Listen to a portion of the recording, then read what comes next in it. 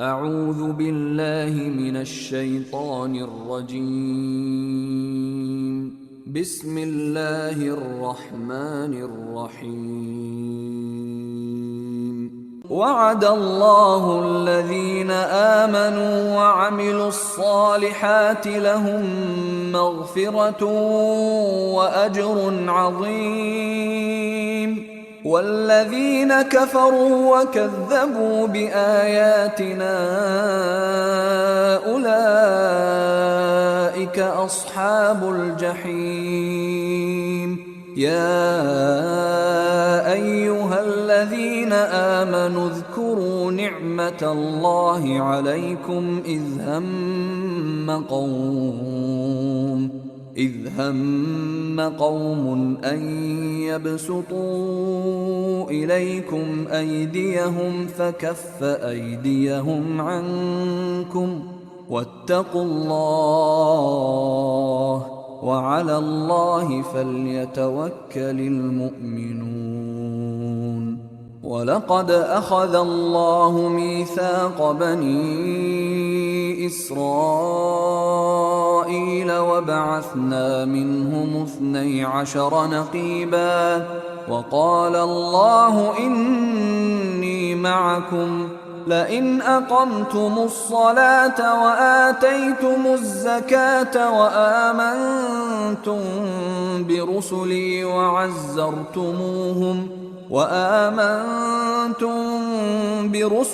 وعزرتموهم وأقرضتم الله قرضا حسنا لأكفرن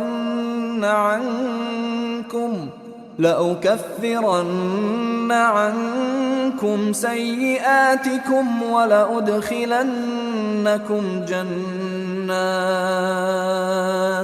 ولأدخلنكم جنات تجري من تحتها الأنهار، فمن كفر بعد ذلك منكم فقد ضل سواء السبيل. فبما نقضهم ميثاقهم لعناهم وجعلنا قلوبهم قاسية يحرفون الكلم عن مواضعه ونسوا حظا مما ذكروا به، ولا تزال تطلع على خائنة منهم إلا قليلا منهم، فاعف عنهم واصفح، إن الله يحب المحسنين. ومن الذين قالوا إنا نصارى أخذنا ميثاقهم فنسوا حظا مما ذكروا به فأغرينا بينهم العداوة والبغضاء إلى يوم القيامة، وسوف ينبئهم الله بما كانوا يصنعون. يا أهل الكتاب قد جاءكم رسولنا يبين لكم كثيرا مما كنتم تخفون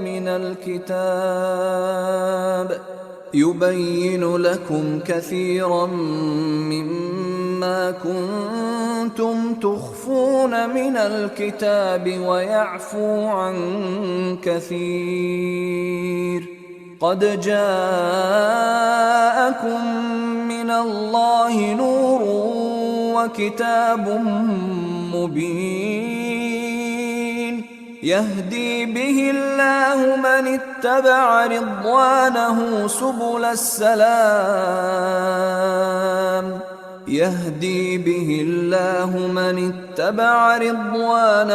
سبل السلام ويخرجهم من الظلمات إلى النور بإذنه ويهديهم إلى صراط مستقيم. لقد كفر الذين قالوا إن الله هو المسيح ابن مريم قل فمن يملك من الله شيئا إن أراد أن يهلك المسيح ابن مريم وأمه ومن في الأرض جميعا وَلِلَّهِ مُلْكُ السَّمَاوَاتِ وَالْأَرْضِ وَمَا بَيْنَهُمَا يَخْلُقُ مَا يَشَاءُ وَاللَّهُ عَلَى كُلِّ شَيْءٍ قَدِيرٌ وَقَالَتِ الْيَهُودُ وَالنَّصَارَى نَحْنُ أَبْنَاءُ اللَّهِ وَأَحِبَّاؤُهُ قل فلم يعذبكم بذنوبكم بل أنتم بشر ممن خلق يغفر لمن يشاء ويعذب من يشاء وَلِلَّهِ مُلْكُ السَّمَاوَاتِ وَالْأَرْضِ وَمَا بَيْنَهُمَا وَإِلَيْهِ الْمَصِيرُ يَا أَهْلَ الْكِتَابِ قَدْ جَاءَكُمْ رَسُولُنَا يُبَيِّنُ لَكُمْ عَلَى فَتْرَةٍ مِّنَ الرُّسُلِ أن تقولوا ما جاءنا من بشير ولا نذير فقد جاءكم بشير ونذير والله على كل شيء قدير. اعوذ باللہ من الشیطان الرجیم بسم اللہ الرحمن الرحیم الحمد للہ رب العالمین والصلاة والسلام علی نبیہ الصادق الامین محمد وعلی آلہ وصحبہ اجمعین ومن تبعہم بإحسان الی یوم الدین. السلام علیکم ورحمۃ اللہ وبرکاتہ. کل ہم نے سورہ مائدہ کی ابتدا کی اور 11ویں آیت تک اس کا مطالعہ کیا تھا. آج ہم انشاءاللہ سورہ مائدہ کی 12ویں آیت سے آگے مطالعہ شروع کریں گے. اعوذ باللہ من الشیطان الرجیم بسم اللہ الرحمن الرحیم. اور بے شک اللہ نے بنی اسرائیل سے عہد لیا تھا اور ہم نے ان میں سے 12 سردار مقرر کر دیے تھے. اور اللہ نے کہا بے شک میں تمہارے ساتھ ہوں اگر تم نماز قائم کرو گے اور زکوٰۃ ادا کرو گے اور میرے رسولوں پر ایمان لاؤ گے اور ان کی مدد کرتے رہو گے اور اللہ کو اچھا قرض دو گے تو میں ضرور تم سے تمہاری برائیاں دور کر دوں گا اور ضرور تمہیں ایسے باغوں میں داخل کروں گا جن کے نیچے نہریں بہتی ہیں. پھر اس کے بعد جس نے کفر کیا تو یقیناً وہ سیدھی راہ سے بھٹک گیا. چنانچہ ان کے اپنا عہد توڑنے کی وجہ سے ہم نے ان پر لعنت کی اور ہم نے ان کے دلوں کو سخت کر دیا.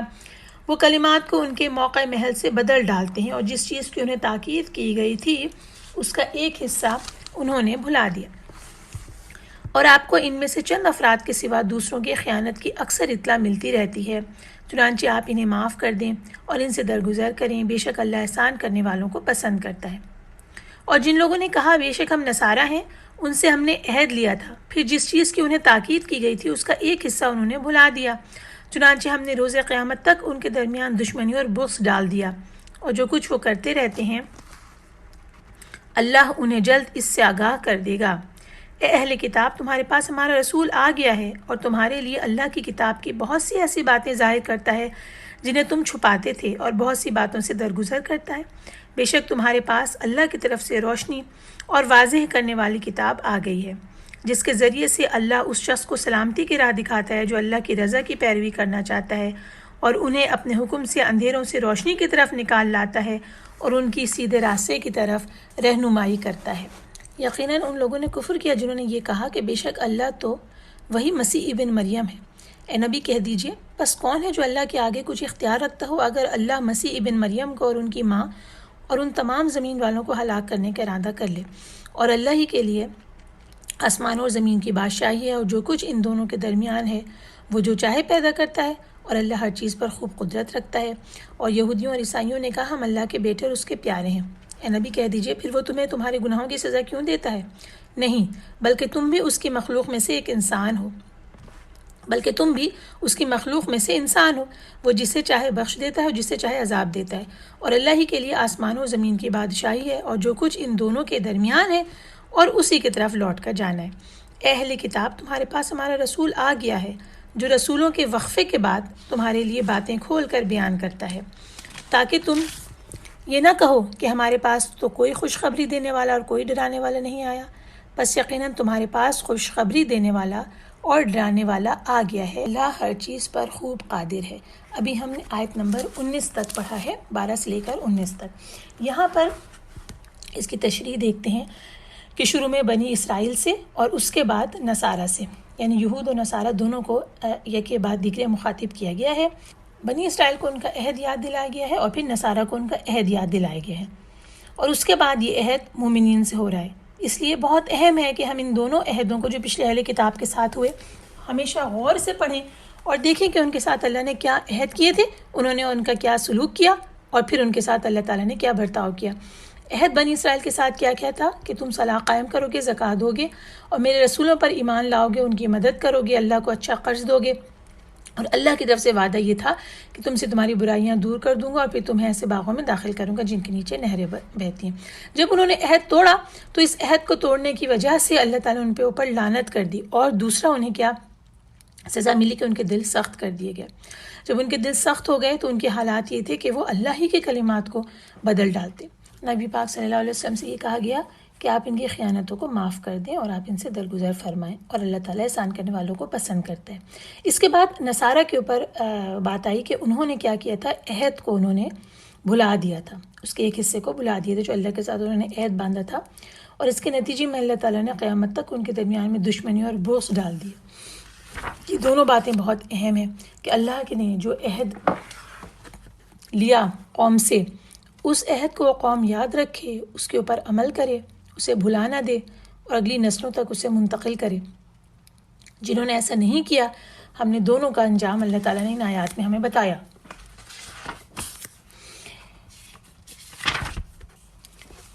اچھا، عیسائیوں کے ساتھ یہ صورتحال تھی کہ عیسائیوں نے کہا کہ عیسیٰ ابن مریم جو اللہ تعالیٰ کے بندوں میں سے ایک بندے ہیں، مخلوقات میں سے ایک مخلوق ہیں، ان کے بارے میں دعویٰ کیا کہ وہ رب ہے، اور اس کے بعد یہ بھی کہا کہ ہم اللہ کے پیارے اور اللہ کے شہید ہیں اور ہمارے اوپر اس کی خاص عنایات ہے۔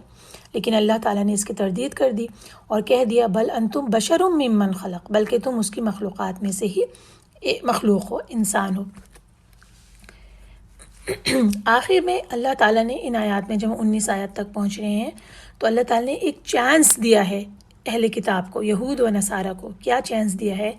یہود و نصارہ سے اللہ تعالیٰ نے مخاطب ہو کے یہ کہا ہے کہ اس نے ان کی طرف اپنے رسول خاتم النبیین حضرت محمد صلی اللہ علیہ وسلم کو مبعوث فرما دیا ہے، ان کے بعد اور کوئی نبی اور رسول نہیں ہے، بلکہ آپ ہی تمام انبیاء کے بعد تشریف لانے والے ہیں، اور یہ بھی بتایا کہ علی فترۃ من الرسل، یعنی رسولوں کی آمد کے ایک وقفے کے بعد آپ کو مبعوث کیا گیا ہے۔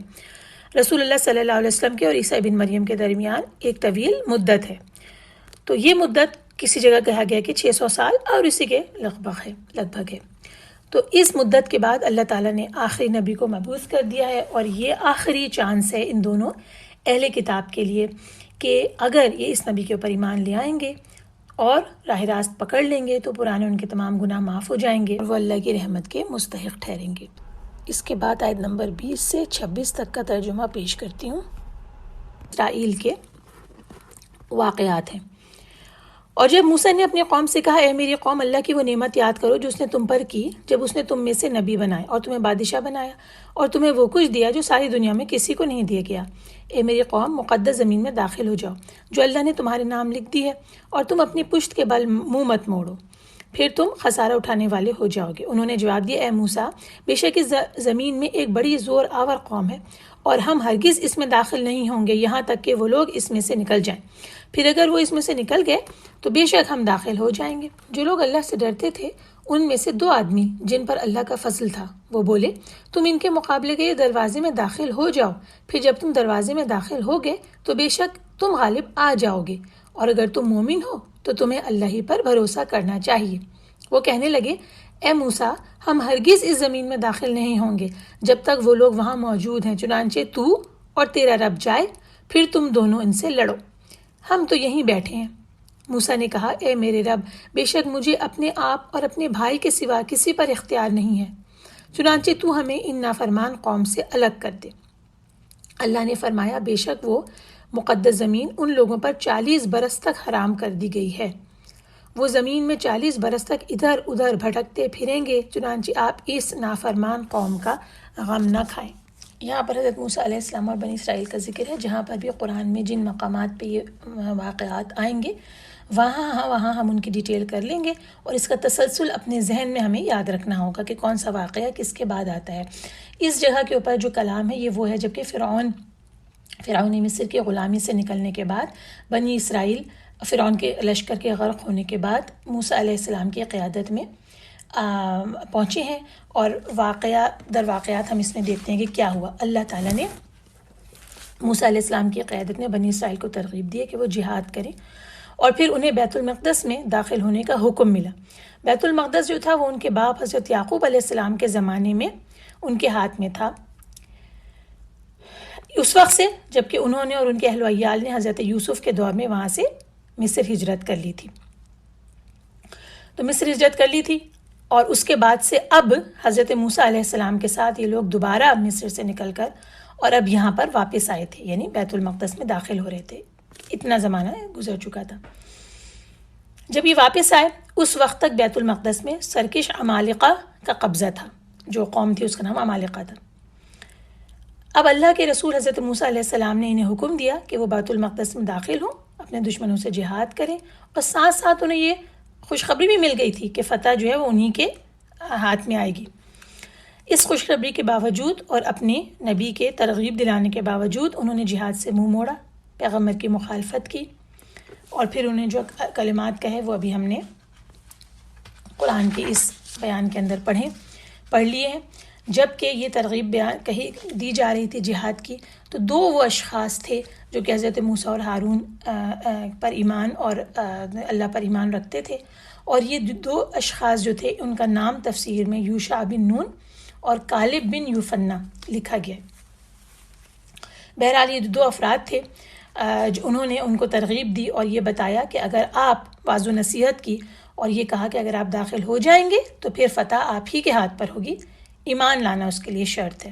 اور اس سے یہ بات پتہ چلی کہ اللہ کے راستے میں جہاد کے لیے جو چیز سب سے پہلی شرط ہے وہ ایمان ہے، اور اس کے بعد بہادری، اور اس کے بعد مومن داخل ہو جاتا ہے جنگ کے میدان میں، فتح اللہ تعالیٰ کے ہاتھ میں۔ لیکن اس کے باوجود بنی اسرائیل نے جہاد سے انکار کیا اور دشمنوں کا مقابلہ کرنے کے لیے بزدلی دکھائی، بے ہمتی کی، اور یہاں تک کہ نبی سے اپنے یہ کہہ دیا کہ تم اور تمہارا رب جاؤ اور لڑو۔ اس کے بعد موسیٰ علیہ السلام بہت ناراض ہوئے، اور موسیٰ علیہ السلام نے اللہ تعالیٰ کی بارگاہ میں یہ دعا کی کہ بے شک میں اپنے اور اپنے بھائی کے سوا کسی پہ اختیار نہیں رکھتا۔ یہ ان کی بے بسی بھی ہے، اور ایک طرح سے اور اللہ تعالیٰ سے دعا ہے کہ اب یہ لوگ جو ہیں میری اطاعت کرنے کے لیے تیار نہیں ہیں۔ پھر کہا کہ فَفْرُقْ بَيْنَنَا وَبَيْنَ الْقَوْمِ الْفَاسِقِينَ، چنانچہ تو ہمارے اور ان نافرمان لوگوں میں جدائی ڈال دے، یعنی کہ فیصلہ فرما دے اللہ تعالیٰ۔ اب اللہ تعالیٰ کی طرف سے فیصلہ آیا تو یہ آیا کہ پھر یہ کیا کہتے ہیں 40 برس تک کے لیے زمین ان کے اوپر حرام کر دی گئی، اور یہ تیہ کی وادی جو تھی اس میں سرگرداں پھرتے رہے۔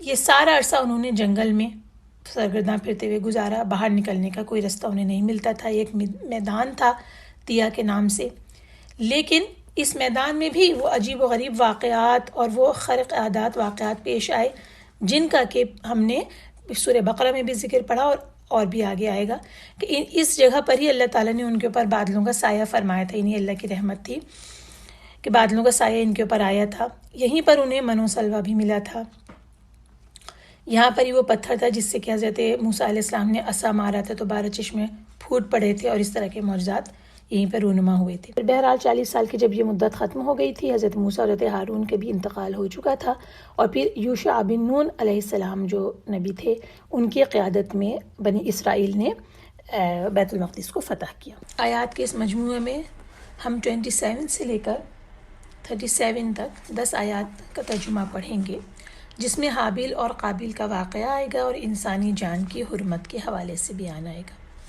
بسم اللہ الرحمن الرحیم۔ اور اے نبی، آپ انہیں آدم کے 2 بیٹوں کا واقعہ ٹھیک ٹھیک سنائیں۔ جب ان دونوں نے قربانی کی تھی، پھر ان میں سے ایک کی قربانی تو قبول کر لی گئی اور دوسرے کی قبول نہ کی گئی۔ دوسرا بولا، میں تجھے قتل کر دوں گا۔ پہلے نے جواب دیا، اللہ صرف متقیوں سے قربانی قبول کرتا ہے۔ اگر تو نے اپنا ہاتھ میری طرف اس ارادے سے بڑھایا کہ تو مجھے قتل کر دے، تو بھی میں اپنا ہاتھ تیری طرف نہیں بڑھاؤں گا کہ تجھے قتل کر دوں۔ بے شک میں اللہ سے ڈرتا ہوں جو سب جہانوں کا رب ہے۔ میں تو چاہتا ہوں کہ تو میرا اور اپنا گناہ اپنے سر لے لے اور دوزخیوں میں شامل ہو جائے، اور ظالموں کا یہی بدلہ ہے۔ پھر اس کے نفس نے اسے اپنے بھائی کو قتل کرنے پر اکسایا، چنانچہ اس نے اسے قتل کر دیا اور وہ خسارہ پانے والوں میں سے ہو گیا۔ پھر اللہ نے وہاں ایک کوا بھیجا، وہ اپنے پنجوں سے زمین کو ریدنے لگا تاکہ اسے دکھائے کہ وہ اپنے بھائی کی لاش کیسے دفن کرے۔ وہ کہنے لگا، افسوس، میں اس کوے جیسا ہونے سے بھی عاجز رہا کہ اپنے بھائی کی لاش دفنا دیتا، چنانچہ وہ پچھتانے والوں میں سے ہو گیا۔ اس وجہ سے ہم نے بنی اسرائیل کے لیے یہ لکھ دیا کہ جو شخص کسی کو قتل کرے سوائے اس کے کہ وہ کسی کا قاتل ہو یا زمین میں فساد کرنے والا ہو، تو گویا اس نے تمام لوگوں کو قتل کر دیا، اور جو شخص کسی ایک جان کو بچائے تو گویا اس نے تمام لوگوں کی جان بچائی۔ اور ہمارے رسول واضح نشانیاں لے کر ان کے پاس آئے، پھر بے شک اس کے بعد ان میں سے بہت سے لوگ زمین میں حد سے نکل جانے والے ہیں۔ جو لوگ اللہ اور اس کے رسول سے جنگ کرتے ہیں اور زمین میں فساد کے لیے بھاگ دوڑ کرتے ہیں، ان کی سزا تو صرف یہ ہے کہ انہیں قتل کیا جائے یا سولی دی جائے، یا ان کے ہاتھ اور پاؤں مخالف جانب سے کاٹ دیے جائیں، یا انہیں جلا وطن کر دیا جائے۔ یہ دنیا میں ان کے لیے ذلت ہے اور آخرت میں ان کے لیے بہت بڑا عذاب ہے، سوائے ان لوگوں کے جو اس سے پہلے کہ تم ان پر قابو پاؤ توبہ کر لیں۔ پس تم جان لو کہ بے شک اللہ بہت بخشنے والا، بڑا رحم کرنے والا ہے۔ اے لوگو جو ایمان لائے ہو، اللہ سے ڈرو اور اس کا قرب تلاش کرو اور اس کے راستے میں جہاد کرو تاکہ تم فلاح پاؤ۔ بے شک جن لوگوں نے کفر کیا، اگر ان کے پاس وہ سب کچھ ہو جو ساری زمین میں ہے اور اس کے برابر اور بھی ہو، تاکہ وہ قیامت کے دن عذاب سے بچنے کے لیے فدیے میں دے دیں، تو وہ بھی ان سے قبول نہیں کیا جائے گا اور ان کے لیے بہت دردناک عذاب ہے۔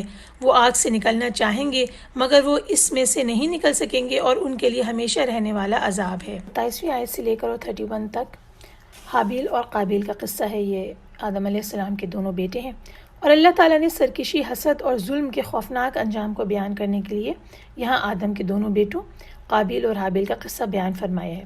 ان میں سے ایک نے دوسرے پر کس طرح زیادتی کی، یہاں تک کہ اسے قتل بھی کر دیا، اور یہ سرکشی کی وجہ سے اور حسد کی وجہ سے تھا کہ اللہ کو ایک نیک نعمت سے نوازا اور دوسرے کو نہیں۔ کیا بات تھی جس کے لیے ان دونوں میں یہ جھگڑا ہوا، یہاں تک کہ نوبت قتل تک پہنچی، اور یہ پہلا قتل تھا جو روئے زمین پر ہوا۔ یہ بات قرآن نے بیان نہیں کی ہے، لہٰذا ہم اس کی ڈیٹیل میں نہیں جاتے جو مختلف تفاسیر میں ہمیں ملتی ہے، لیکن الٹیمیٹلی یہ ہوا کہ ایک کی قربانی تو قبول کر لی گئی اور دوسرے کی نہیں۔ اور اس زمانے میں قربانی اس طرح قبول کی جاتی تھی کہ آسمان سے آ کر آگ کھا لیا کرتی تھی قربانی کو۔ جس بات سے اس نے مزید حسد میں وہ مبتلا ہوا کہ اس کی قربانی قبول نہیں کی گئی، تو اس کے بھائی نے کہا کہ اللہ صرف متقین ہی کی قربانی قبول کرتا ہے، جس کا مطلب یہ ہے کہ اگر تیری قربانی قبول نہیں ہوئی تو یہ میرے کسی قصور کی وجہ سے نہیں ہے جس کی وجہ سے تو مجھ پہ ہاتھ ڈال رہا ہے، بلکہ یہ اس وجہ سے ہے کہ تیرا تقوی میں کمی ہے جس کی وجہ سے تیری قربانی قبول نہیں ہوئی۔ یہ ایک طرح سے اس نے اسے نصیحت کی۔ پھر بھی اس کا بھائی جو ہے اس کے اوپر ہاتھ ڈالنے کے لیے تیار کھڑا تھا، تو اس بھائی نے یہ بات کہی کہ اگر تو مجھے قتل کرنے کے لیے آگے آئے گا، پھر بھی میں تجھے قتل کرنے کے لیے آگے نہیں آؤں گا، تاکہ کہیں میں ان لوگوں میں شامل نہ ہو جاؤں جو جہنمیوں میں ہوں گے۔ یہ بھی ایک طرح سے اسے نصیحت کی گئی ہے، اور میں تو یہ چاہتا ہوں کہ میرا اور اپنا گناہ دونوں تو ہی سمیٹ لے، یعنی کہ بجائے اس کے کہ ایک دوسرے کے قتل کی صحیح میں ہم دونوں ہی گناہ گار ہوں، میں اس کو زیادہ بہتر سمجھتا ہوں کہ یہ جو گناہ ہے تیرے حصے میں آئے، کیونکہ تو ہی قتل کرنے کے درپے ہے۔ اور چنانچہ قابیل نے حابیل کو قتل کر دیا۔ نبی پاک صلی اللہ علیہ وسلم کی حدیث ہے، صحیحین میں حدیث آئی ہے کہ رسول اللہ صلی اللہ علیہ وسلم فرماتے ہیں، جب تو مسلمان اپنی تلواروں کے ساتھ ایک دوسرے کا مقابلہ کرتے ہیں تو قاتل و مقتول دونوں جہنم میں جائیں گے۔ میں نے کہا کہ اللہ کے رسول، یہ تو قاتل ہے مگر مقتول کا کیا قصور؟ فرمایا اس لیے کہ وہ بھی اپنے ساتھی کو قتل کرنے پر حریص تھا۔ اس سے یہ پتہ چلا کہ اپنے بھائی کو قتل کرنے کے لیے حریص انسان دونوں جہنمی ہیں۔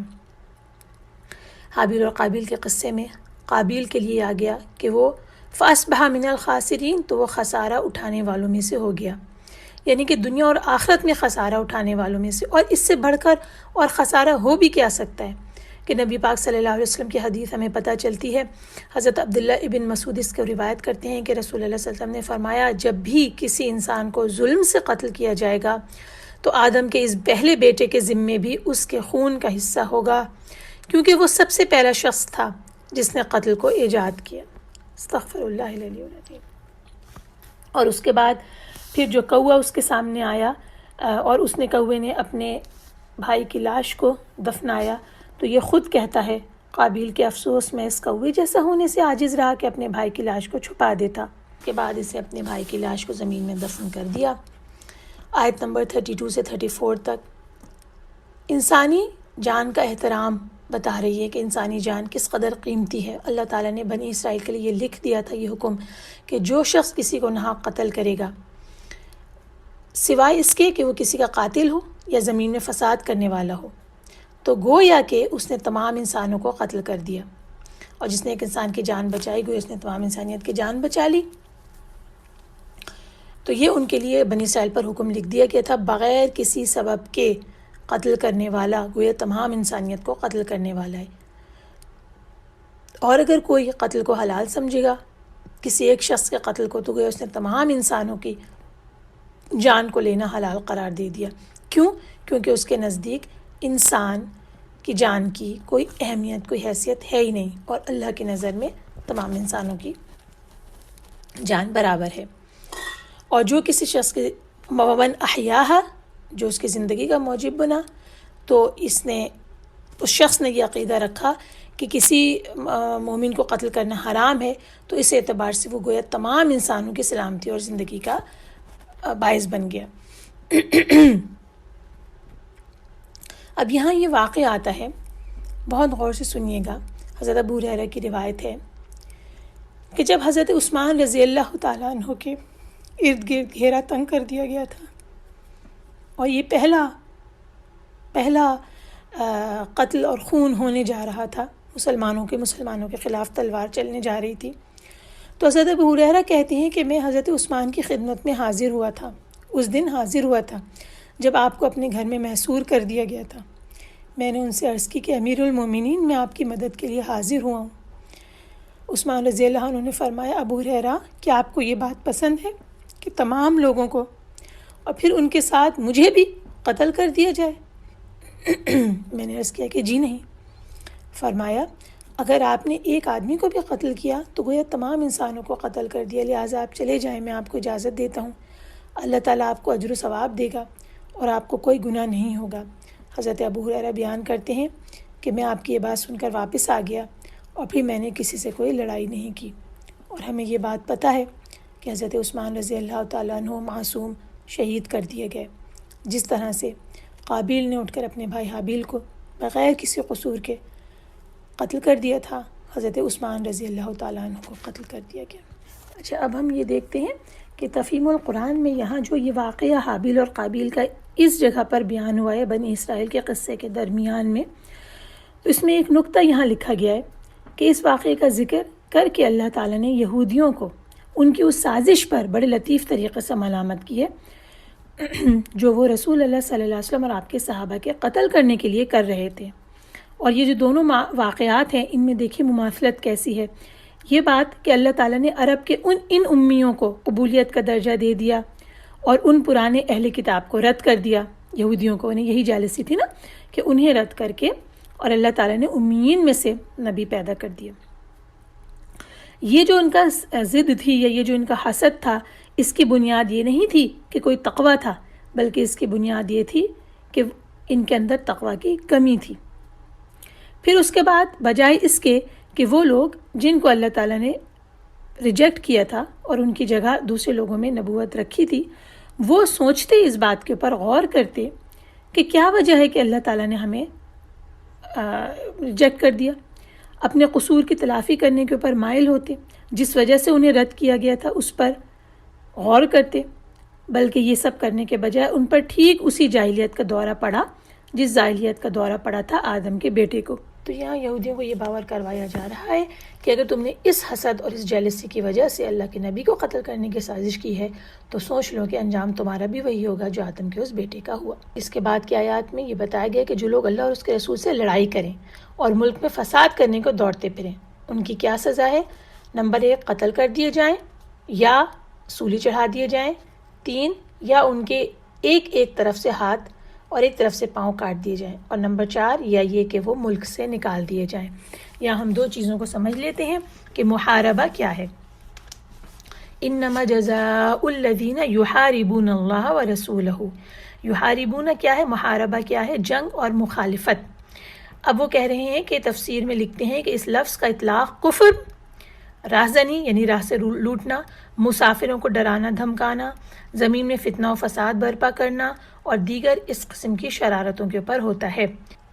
حضرت ابن عباس کی روایت ہے کہ جو شخص کسی مسلمان جماعت پر ہتھیار اٹھائے اور راستے کو خطرناک بنائے، پھر مسلمانوں کو اس پر فتح حاصل ہو جائے، یعنی اسے پکڑ لیں اور اسے گرفتار کر لیں، تو اس کے بارے میں امام المسلمین کو اختیار ہے کہ ان میں سے جو سزا چاہے وہ نافذ کریں، اگر چاہے تو اسے قتل کرے یا اسے سولی چڑھائے یا اس کے ہاتھ اور پاؤں کو کاٹ کر مخالف سمتوں سے یا اسے جلا وطن کر دے۔ اب اس کے بعد ہم یہ دیکھتے ہیں کہ جو شخص محاربین میں سے ہیں، جو لوگ، اور وہ گرفتار ہو کر آئیں تو ان کے ساتھ یہ سزا نافذ کی جائے گی، لیکن اگر گرفتاری سے قبل توبہ کر لیں تو کیا ہوگا؟ آیت کے ٹکڑا جو ہے یہ کہہ رہا ہے کہ مگر جن لوگوں نے اس سے بیشتر کہ تمہارے قابو میں آ جائیں توبہ کر لی تو جان رکھو کہ اللہ بہت بخشنے والا مہربان ہے۔ اس کے بارے میں کہتے ہیں تفسیر میں کہ آیت کریمہ سے ظاہر معلوم ہوتا ہے کہ جو بھی قابو میں آنے سے پہلے توبہ کر لے تو اس سے پھر سزا ساقط ہو جائے گی۔ صحابہ اکرام کا عمل اس کے مطابق تھا۔ 2 واقعات بیان کیے ہیں کہ ایک حضرت علی کے دور خلافت میں اور دوسرے معاویہ رضی اللہ عنہ کے دور خلافت میں ایک گروپ تھا، اس کا جو لیڈر تھا وہ یہی کیا کرتا تھا، شورش برپا کیا رکھتا تھا۔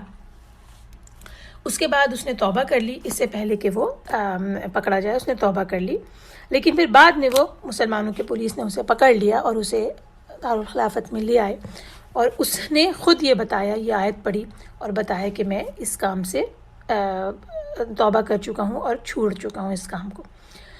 اس کی بات کو مانا گیا اور اس سے تلوار کو روک لیا گیا۔ سلسلے میں ایک بہت اہم نقطہ تفہیم القرآن میں بیان ہوا ہے، اور وہ یہ بیان کیا گیا ہے کہ اگر کوئی شخص یا کوئی گروہ فساد فی الارض سے باز آ جائے اور جو نظام ہے اس کو درہم بھرم کرنے الٹنے کی کوشش چھوڑ دے اور وہ کہہ دے کہ میں پرامن ہو گیا ہوں، تو اس سے یہ جو بغاوت کا اور غداری کا مقدمہ ہے وہ تو ختم کر دیا جائے گا، جس کا لفظ اس میں محاربہ آیا ہے۔ اس کی سزا جو ابھی ہم نے 4 بیان کی ہیں ان میں سے کوئی اسے نہیں دی جائے گی، لیکن اگر اس نے انسانوں کے ساتھ زیادتی کی ہے، انسانوں کا مال کھایا ہے، انسانوں کا قتل کیا ہے وغیرہ، تو اس جرم کے اندر اس کے اوپر سزا بھی دی جائے گی، مقدمہ بھی قائم کیا جائے گا، اور جو سزا اس کی بنے گی وہ اسے دی جائے گی۔ اس کے بعد کی 3 آیات سرقہ یعنی چوری سے متعلق حکم ہے، 38، 39 اور 40۔ اور تم چوری کرنے والے مرد اور چوری کرنے والی عورت کے ہاتھ کاٹ دیا کرو، یہ اللہ کی طرف سے اس گناہ کی عبرتناک سزا ہے جنہوں نے کیا، اور اللہ غالب اور خوب حکمت والا ہے۔ پھر جو شخص اپنے گناہ کے بعد توبہ کر لے اور اپنی اصلاح کر لے تو بے شک اللہ اس کی توبہ قبول کر لیتا ہے، بے شک اللہ بخشنے والا بہت رحم کرنے والا ہے۔ کیا تمہیں علم نہیں کہ آسمانوں اور زمین کی بادشاہی اللہ ہی کے لیے ہے؟ وہ جسے چاہتا ہے عذاب دیتا ہے اور جسے چاہتا ہے بخش دیتا ہے، اور اللہ ہر چیز پر خوب قدرت رکھنے والا ہے۔ چوری کی ہاتھ کاٹنے کی سزا، ایک ہاتھ کاٹا جائے گا چور کا، اور یہ اس وقت کاٹا جائے گا جبکہ اس کے اوپر چوری کی یہ سزا ثابت ہو جائے گی، اور اس کا دایاں ہاتھ اولاً کاٹا جائے گا۔ دایاں ہاتھ کٹنے کے بعد اگر وہ دوبارہ چوری کرتے ہوئے پکڑا جائے گا، دوبارہ اس پہ سزا ثابت ہو جائے گی تو پھر اس کا بایاں بھی کاٹا جائے گا۔ چور کے اوپر کتنی چوری پر قطعیت کی سزا نافذ کی جائے گی، اس کے بارے میں فقہاء نے نصاب مقرر کیا ہے، اس کو نصاب سرقہ کہتے ہیں، اور اس کے بارے میں جو فقہاء ہیں ان کے درمیان اختلاف رائے پایا جاتا ہے۔ 3 دینار سے لے کے 10 دینار تک کی میں رقم پتہ چلتی ہے، تو یہ اس زمانے کے مسلمان فقہا کی ذمہ داری ہوگی، ججز کی ذمہ داری ہوگی کہ وہ شریعت کے مطابق اپنے دور کے حساب سے نصاب کو طے کریں۔ اس کے علاوہ مطالعہ تفسیر سے اور مطالعہ کتب فقہ سے یہ معلوم چلتی ہے کہ نبی پاک صلی اللہ علیہ وسلم کے زمانے میں اور صحابہ کے زمانے میں بھی چھوٹی موٹی چوریوں جیسے پھل، سبزیاں، کھانے پینے کی اشیاء، حقیر چیزوں پر کے چوری کر لینے کے اوپر ہاتھ نہیں کاٹا جاتا تھا۔ بیت المال سے مال چرانا یعنی خیانت، اس پر سرقہ کا حکم نہیں لگتا تھا، اس پہ دوسری سزا تھی لیکن سرقہ نہیں تھا، کیونکہ سرقہ وہ والی چوری ہے جو کسی کی ملکیت کے مال کو چرانے کے اوپر لگتی ہے۔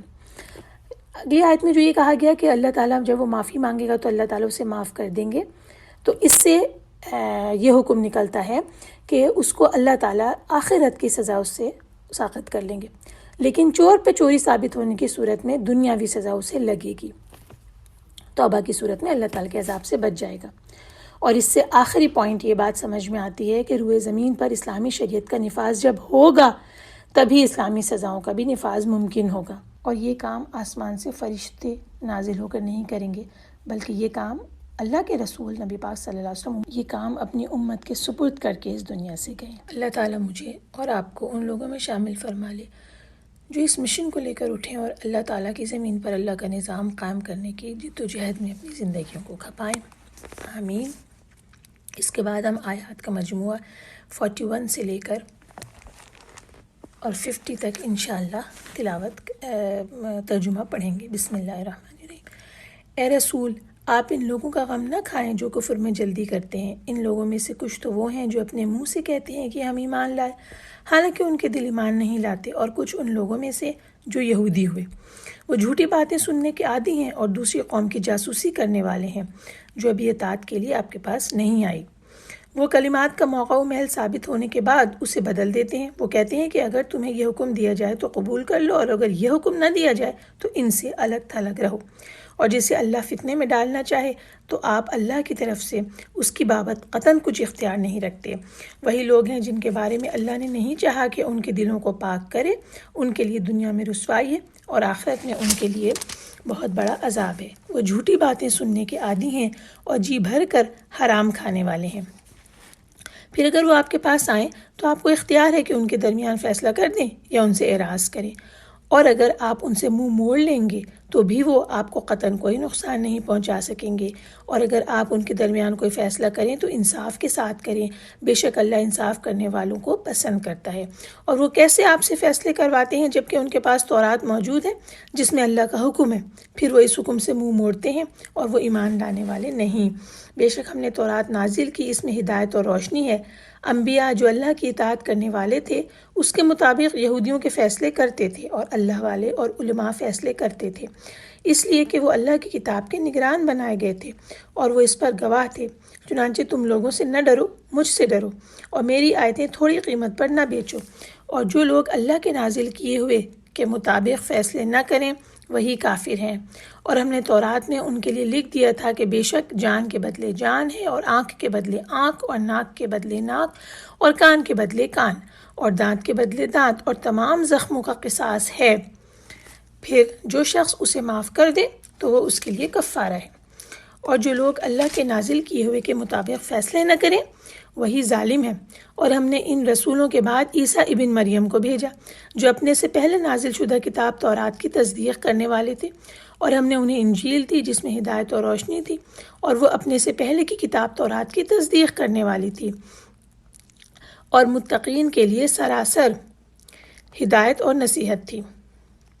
اور اہل انجیل کو چاہیے کہ اللہ نے اس میں جو کچھ نازل کیا ہے اس کے مطابق فیصلے کریں، اور جو لوگ اللہ کے نازل کیے ہوئے کے مطابق فیصلے نہ کریں وہی نافرمان ہیں۔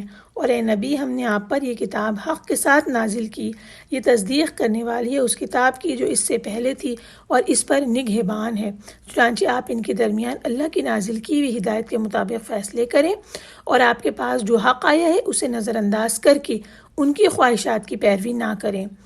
ہم نے تم میں سے ہر ایک کے لیے ایک دستور اور طریقہ بنایا، اور اگر اللہ چاہتا تو تمہیں ضرور ایک امت بنا دیتا، لیکن وہ چاہتا ہے کہ تمہیں اس کتاب کے بارے میں آزمائے جو اس نے تمہیں دی ہے، چنانچہ تم نیکیوں میں ایک دوسرے سے آگے بڑھو۔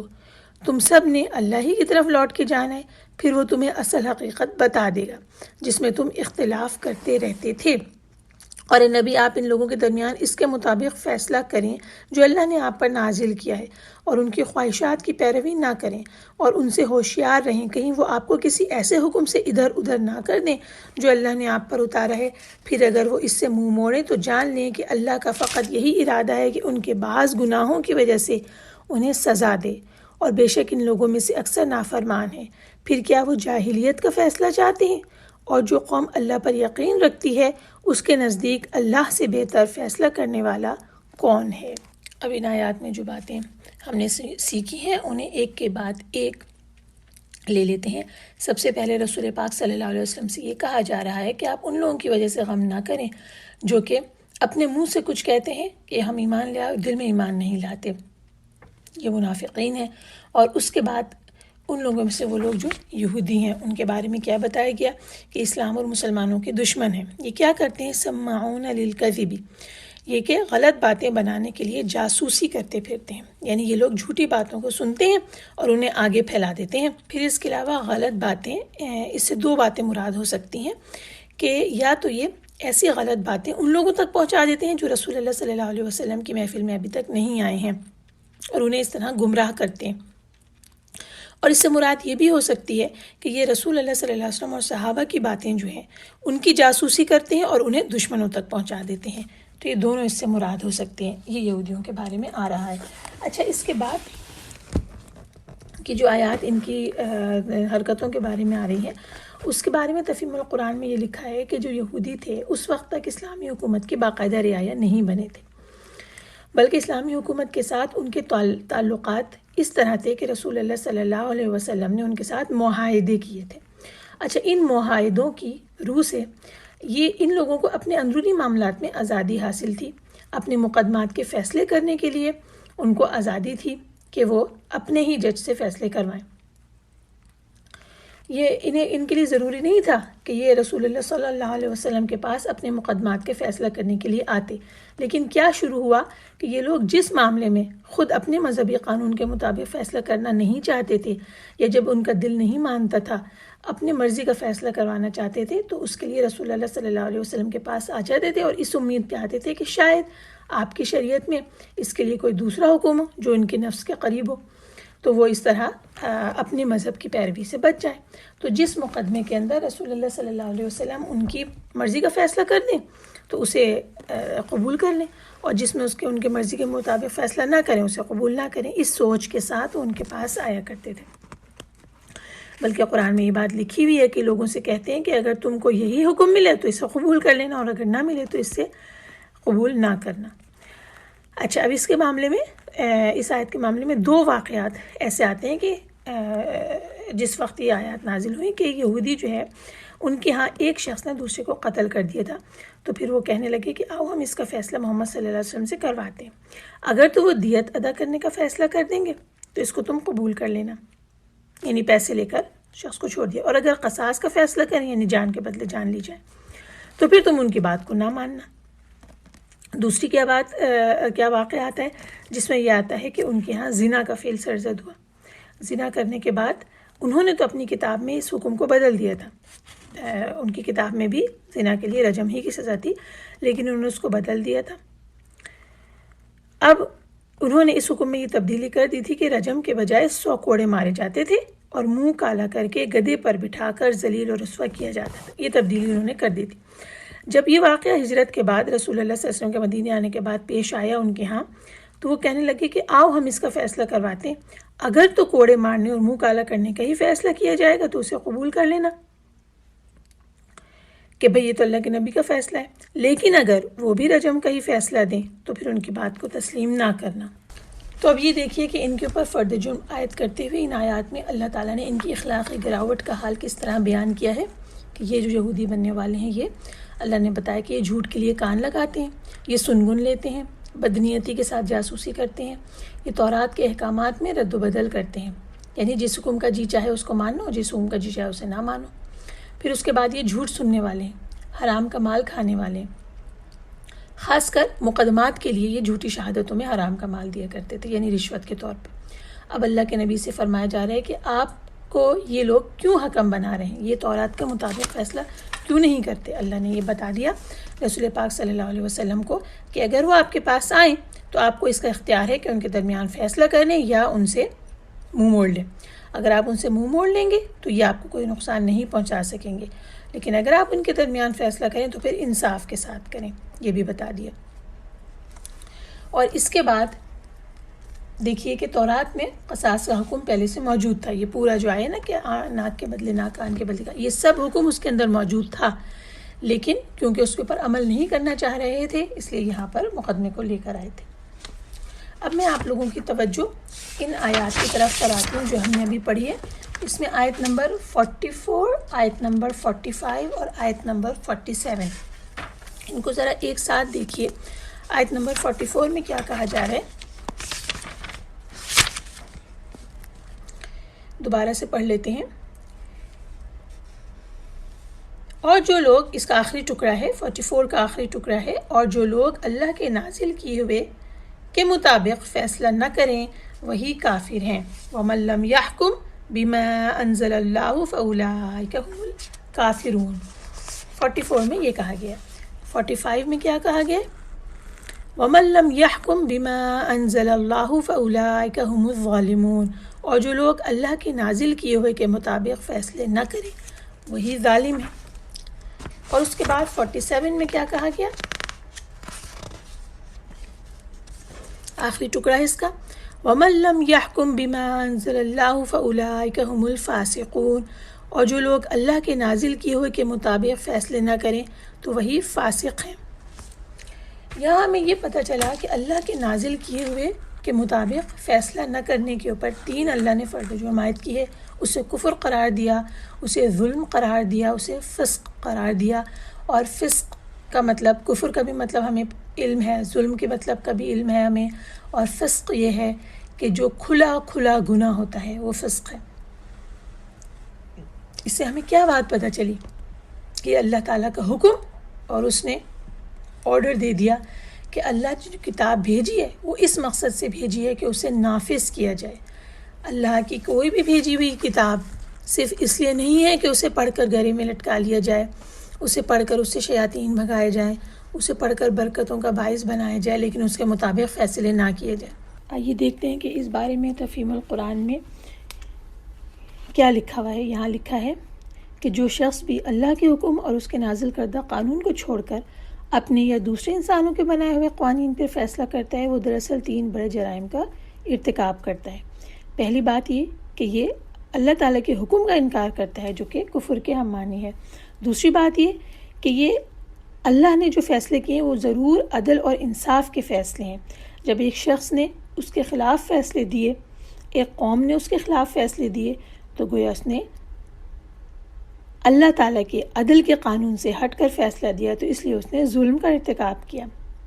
اور تیسری بات یہ ہے کہ وہ اپنے بنائے ہوئے کسی قانون کا پابند ہوا، اللہ کے قانون کی پابندی اس نے نہیں کی، تو اس لحاظ سے اس نے اپنی زندگی کو اللہ کی اطاعت کے دائرے سے باہر نکال دیا، اور فسق اسی کا نام ہے۔ یہاں یہ ایک واقعہ لکھا ہوا ہے کہ ایک بار حضرت حذیفہ رضی اللہ تعالیٰ عنہ کے پاس ایک شخص نے آ کر کہا کہ یہ تینوں آیتیں ابھی جو ہم نے پڑھی ہیں 44، 45 اور 47، اس کے بارے میں کسی شخص نے پوچھا کہ یہ تینوں آیتیں تو بنی اسرائیل کے حق میں ہیں، یعنی بنی اسرائیل کے بارے میں ہیں۔ کہنے والے کا مطلب یہ تھا کہ یہودیوں میں سے جس نے اللہ کے نازل کردہ حکم کے خلاف فیصلہ کیا ہو وہ کافر ہوگا، وہ ظالم ہوگا، وہ فاسق ہوگا۔ اس بات کے اوپر حضرت حذیفہ رضی اللہ تعالیٰ عنہ نے جو جملہ کہا وہ سنیے۔ انہوں نے کہا، ہاں کتنے اچھے بھائی ہیں تمہارے لیے یہ بنی اسرائیل، کہ کڑوا کڑوا سب ان کے لیے اور میٹھا میٹھا سب تمہارے لیے۔ پھر کہا حضرت حذیفہ نے، ہرگز نہیں، اللہ کی قسم تم انہی کے طریقے پر قدم بقدم چلو گے۔ کیا اس بات سے مراد سمجھ میں آئی؟ اس سے یہ بات سمجھ میں آئی کہ انہوں نے ان آیات کو تمام کتاب والوں کے لیے قرار دیا کہ جس کے پاس بھی اللہ کی کتاب آئی ہے اور اس نے اس کتاب کے مطابق فیصلہ نہیں کیا، اس کے اوپر یہ تینوں کے تینوں جرائم لگیں گے۔ اب ہم اپنے آپ سے آج یہ سوال کریں، آج کی گفتگو کا یہ سوال اپنے ذہنوں میں ہم رکھیں کہ کیا ہماری عدالتیں اسلامی شریعت کے مطابق فیصلے کر رہی ہیں؟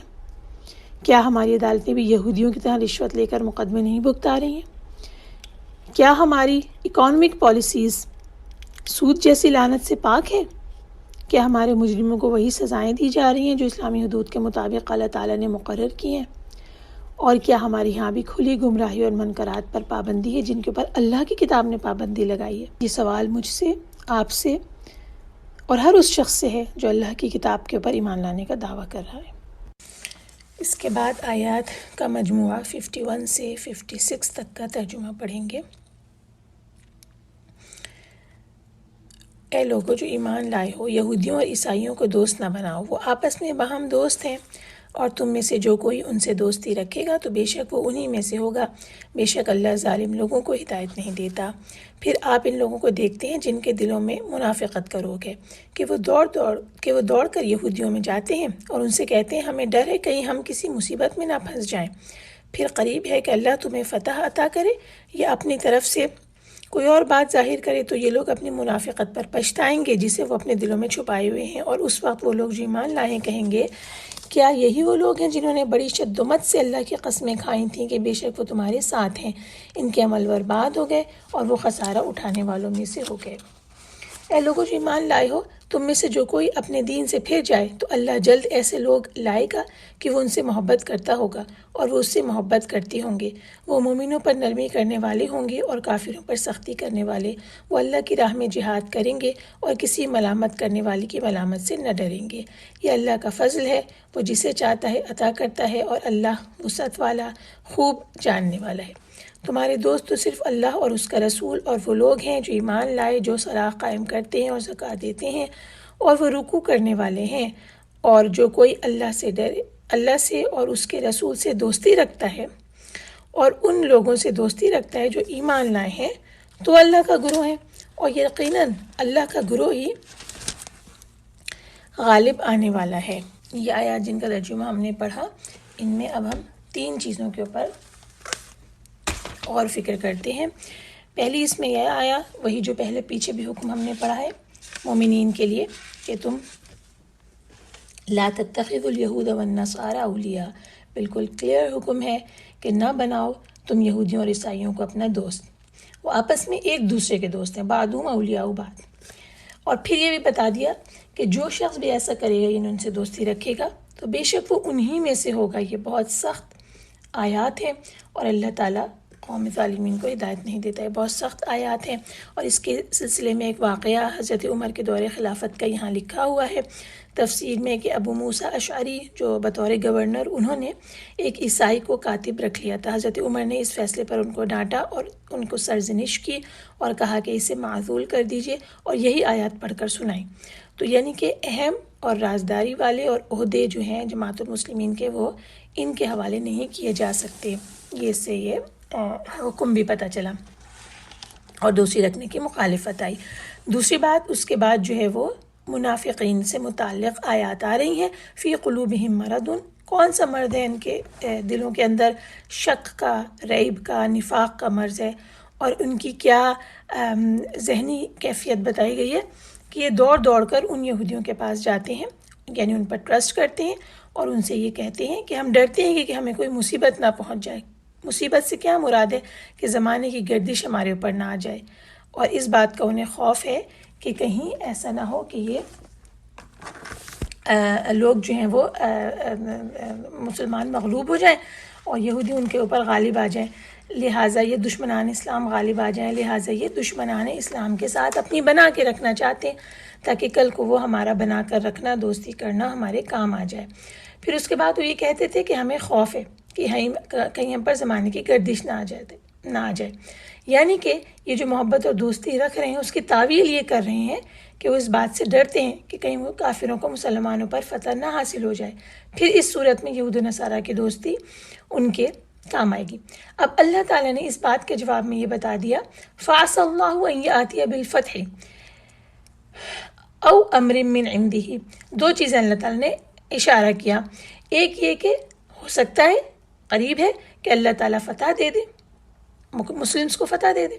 او امر من عنده، یا اپنے ہاں سے کوئی اور امر نازل فرما دے. تفسیر میں یہ لکھا ہوا ہے کہ اس سے یہ مراد ہے کہ کوئی اور امر نازل فرما دے سے مراد یہ ہوا کہ یہود و نصارہ پر عائد کیے جانے والے جزیے کی طرف اشارہ ہے کہ فتح دی، یا تو پورے علاقے کو فتح کر لیا مسلمانوں نے، یا یہ کہ انہیں مغلوب کر کے اپنے باجگزار بنا لیا اور وہ جزیہ دے رہے ہیں، ٹھیک ہے، ٹیکس دے رہے ہیں مسلمانوں کو. یہ دونوں امر جب ہو جائیں گے تو پھر یہ منافق کیا کریں گے؟ فوراً ان کی جو ہے وہ پلٹ جائے گی اور یہ آئیں گے اور اپنے دل کی ان باتوں پر جو چھپائے کرتے تھے نادم ہو جائیں گے. اب یہ نادم کس لیے ہو رہے ہیں؟ اور اب یہ دوستی بھی ان کے کسی کام نہیں آئے گی. اس بات کے اوپر نادم ہو رہے ہیں کہ بھائی فتح ملنے کے بعد تو مومنین کا ساتھ ہی ہمارے لیے فائدہ مند ہوتا.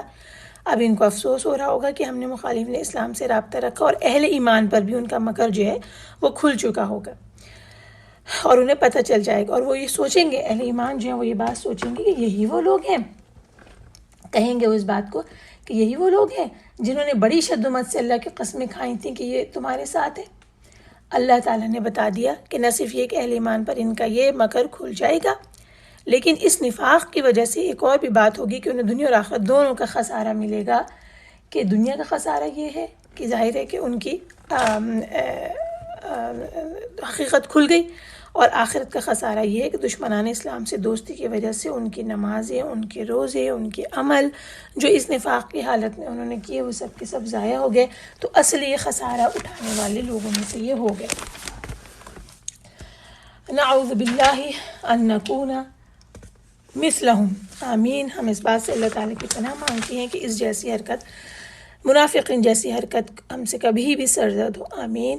اور اس کے بعد تیسرا اس میں پوائنٹ جو ہے وہ یہ آتا ہے کہ اے لوگو جو ایمان لائے ہو، تم میں سے کوئی جو اپنے دین سے پھر جائے تو پھر جلد اللہ ایسے لوگ لائے گا. اب اس میں یہ والی بات آ رہی ہے کہ حق کو چھوڑ کر باطل کی طرف لوٹنے والے لوگ یہ سمجھ لیں، دین کی فتح سے جن کو غرض نہیں ہے، شریعت کی اقامت سے یعنی کہ اللہ تعالیٰ کا دین قائم ہو، اس بات سے ان کو کوئی غرض نہیں ہے، وہ اس کا انکار کر رہے ہیں اور پھر بھی اپنے آپ کو مسلمان ہی سمجھ رہے ہیں. تو اس طرح کا یا تو ارتداد جو ہے اس طریقے کا بھی ہو سکتا ہے جس میں کہ مکمل طور پر ایک شخص ایمان لانے کے بعد دین سے پھر جائے، اور ارتداد ایسا بھی ہو سکتا ہے، ارتداد سے مراد سب سے پہلے سمجھ لیجئے کہ ایک دفعہ اسلام لانے کے بعد اسلام سے نکل جانا، یہ ہے ارتداد، ٹھیک ہے. تفسیر میں یہ بات لکھی ہوئی ہے کہ یہ جو اللہ تعالیٰ نے آگے بتایا ہے کہ وہ ایسے لوگوں کو لے آئے گا، تمہاری جگہ ایسے لوگوں کو لے آئے گا، تو یہ وہ لوگ بھی ہیں، ان سے بھی یہاں مراد ہے جو کہ اللہ تعالیٰ کی اس دین کا اپنے منہ سے انکار کر دیں، اور ان لوگوں سے بھی مراد ہے جو کہ عملاً اس کا انکار کر لیں. منہ سے تو مسلم اس کے ساتھ ہوں، ایمان کو قائم رکھنے کا دعویٰ کریں، لیکن عملاً وہ اس چیز کا انکار کر دیں جو اللہ کا دین لایا ہے. تو یہ دونوں باتیں اس میں آ سکتی ہیں. تو پھر اگر تم میں سے کوئی ایسا کرے من یرتد منکم عن دینہ، تو اللہ تعالیٰ نے کہا کہ وہ ایسے لوگوں سے پھر بے نیاز ہے. اللہ تعالیٰ جلد ایسے لوگ لے آئے گا جن کی کیا کوالٹیز ہوں گی، آئیے ان کے اوپر غور کرتے ہیں. یحبہم و یحبونہ، جو کہ اس سے محبت کرتے ہوں گے اور وہ ان سے محبت کرے گا، اللہ تعالیٰ ان سے محبت کرے گا، وہ اللہ سے محبت کریں گے. اذلۃ علی المؤمنین اعزۃ علی الکافرین، مومنوں پر نرمی کرنے والے ہوں گے، کافروں پہ سختی کرنے والے ہوں گے. یجاہدون فی سبیل اللہ، اللہ کے راستے میں جہاد کرنے والے ہوں گے. ولا یخافون لومۃ لائم، اور کسی ملامت کرنے والے کی ملامت سے نہ ڈریں گے. اور یہ 4 کوالٹیز جو اللہ تعالیٰ نے بیان فرمائی ہیں، اصل میں 5 کوالٹیز کہہ لیتے ہیں اس کو، اور ایک ایک کو ہم انشاءاللہ دیکھیں گے. اس کے بارے میں اللہ نے فرمایا کہ ذالک فضل اللہ یؤتیہ من یشاء، یہ اللہ کا فضل ہے اور جسے چاہتے عطا کرتا ہے، یہ اللہ نے بتا دیا. اب ہم یہ دیکھتے ہیں کہ ان میں سے ایک ایک کوالٹی کے اوپر دیکھتے ہیں کہ اللہ تعالیٰ نے سب سے پہلے یہ والی بات عطا فرما دی کہ کیسے لوگ وہ لے کر آ جائے گا. سب سے پہلی بات کہ وہ ان سے محبت کرتا ہوگا اور وہ اس سے محبت کرتے ہوں گے. تو اس سے یہ بات پتہ چلی کہ دین کا دعویٰ سب سے پہلی جو چیز ریکوائرمنٹ ہے کہ وہ اللہ تعالیٰ کے ساتھ محبت، جس کے نتیجے میں اللہ تعالیٰ کی محبت ان کے لیے ہو جائے گی، ان کو مل جائے گی. تو یہ سب سے اہم ترین بات آئی. اور اس کے بعد ان کی کیا کوالٹی ہے؟ اللہ کے ساتھ تعلق، اللہ کے ساتھ محبت کے بعد اذلۃ علی المؤمنین اعزۃ علی الکافرین، مومنوں کے حق میں نرمی اور کافروں کے ساتھ سختی سے پیش آئیں گے. اس بارے میں یہاں تفہیم القرآن میں میں نے دیکھا کہ بہت اچھا بیان اس کے بارے میں، تو میں نے سوچا یہاں پہ پیش کر دیتی ہوں کہ مومنوں پر نرم ہونے کا مطلب کیا ہے اور کافروں پر سخت ہونے کا مطلب کیا ہے۔ مومنوں پر نرم ہونے کا مطلب یہ ہے کہ ایک شخص اہل ایمان کے مقابلے میں اپنی طاقت کبھی استعمال نہ کرے، اس کی ذہانت، اس کی ہوشیاری، اس کی قابلیت، اس کا مال، اس کا جسمانی زور یا کوئی چیز بھی جو اس کو ہے کے پاس ہے، وہ مسلمانوں کو دبانے اور ستانے اور نقصان پہنچانے کے لیے استعمال نہ ہو، اور جو مسلم کمیونٹی ہے وہ اپنے درمیان اس کو ہمیشہ ایک نرم خو، رحم دل، ہمدرد اور حلیم انسان کی طرح پائے۔ یہ انہوں نے کھل کے اس بات کا صفات بیان کی ایک مومن کی، ٹھیک ہے۔ اور اس کے بعد کفار پہ سخت ہونے کا مطلب یہ ہے کہ ایک مومن آدمی اپنے ایمان کی پختگی، اپنے دین داری کے خلوص، اپنے اصول کی مضبوطی اور سیرت کی طاقت کی وجہ سے مخالفین اسلام کے مقابلے میں پتھر کی چٹان کی طرح ہو کہ اس کو اپنے مقام سے ہٹایا نہ جا سکے۔ کافر اسے کبھی موم کی ناک نہ سمجھیں، یعنی موم کی ناک سے کیا مراد ہے کہ نرم نہ سمجھیں اسے۔ انہیں جب بھی اس سے سابقہ پیش آئے ان پر یہ ثابت ہو جائے کہ اللہ کا بندہ مر سکتا ہے مگر کسی قیمت پہ بک نہیں سکتا اور کسی دباؤ سے دب نہیں سکتا۔ تو یہ بہت اچھی اس میں ڈیفینیشن ملی، تو میں نے آپ کے سامنے رکھ دی کہ یہ ایک صفات، کوالٹیز بیان کی گئی ہیں، اور جب کافر مومن کی، اور جب کافروں سے مقابلہ ہو تو اس مقابلے میں سخت ہوں اور پامردی دکھائیں، استقامت دکھائیں۔ یہ تمام معنی اس کے اندر آ گئے عزتین علی الکافرین میں۔ اور اس کے بعد یجاہدون فی سبیل اللہ ولا یخافون لومۃ لائم، اللہ کے راستے میں یہ جہاد کرنے والے ہیں، یہ ان کی کوالٹی ہے، اور کسی ملامت کرنے والے کی ملامت سے نہیں ڈرتے ہوں گے۔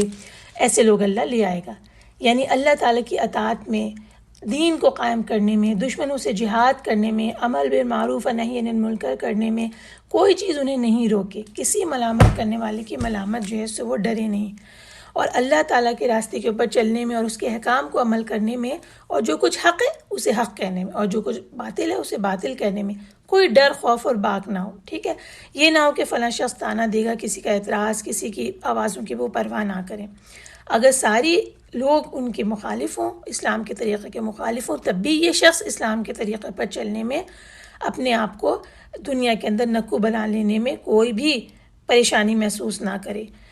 تو یہ کردار کی مضبوطی دیکھیے پتہ چلی 5 کوالٹیز کے کہ وہ اللہ سے محبت رکھتے ہیں، اللہ ان سے محبت رکھتے ہیں، کافروں کے اوپر سخت ہے، مومنین کے اوپر رحیم ہے، جہاد کرنے والے ہیں اللہ کی راہ میں، اور کسی بھی ملامت کرنے والے کی ملامت سے نہیں ڈرتے۔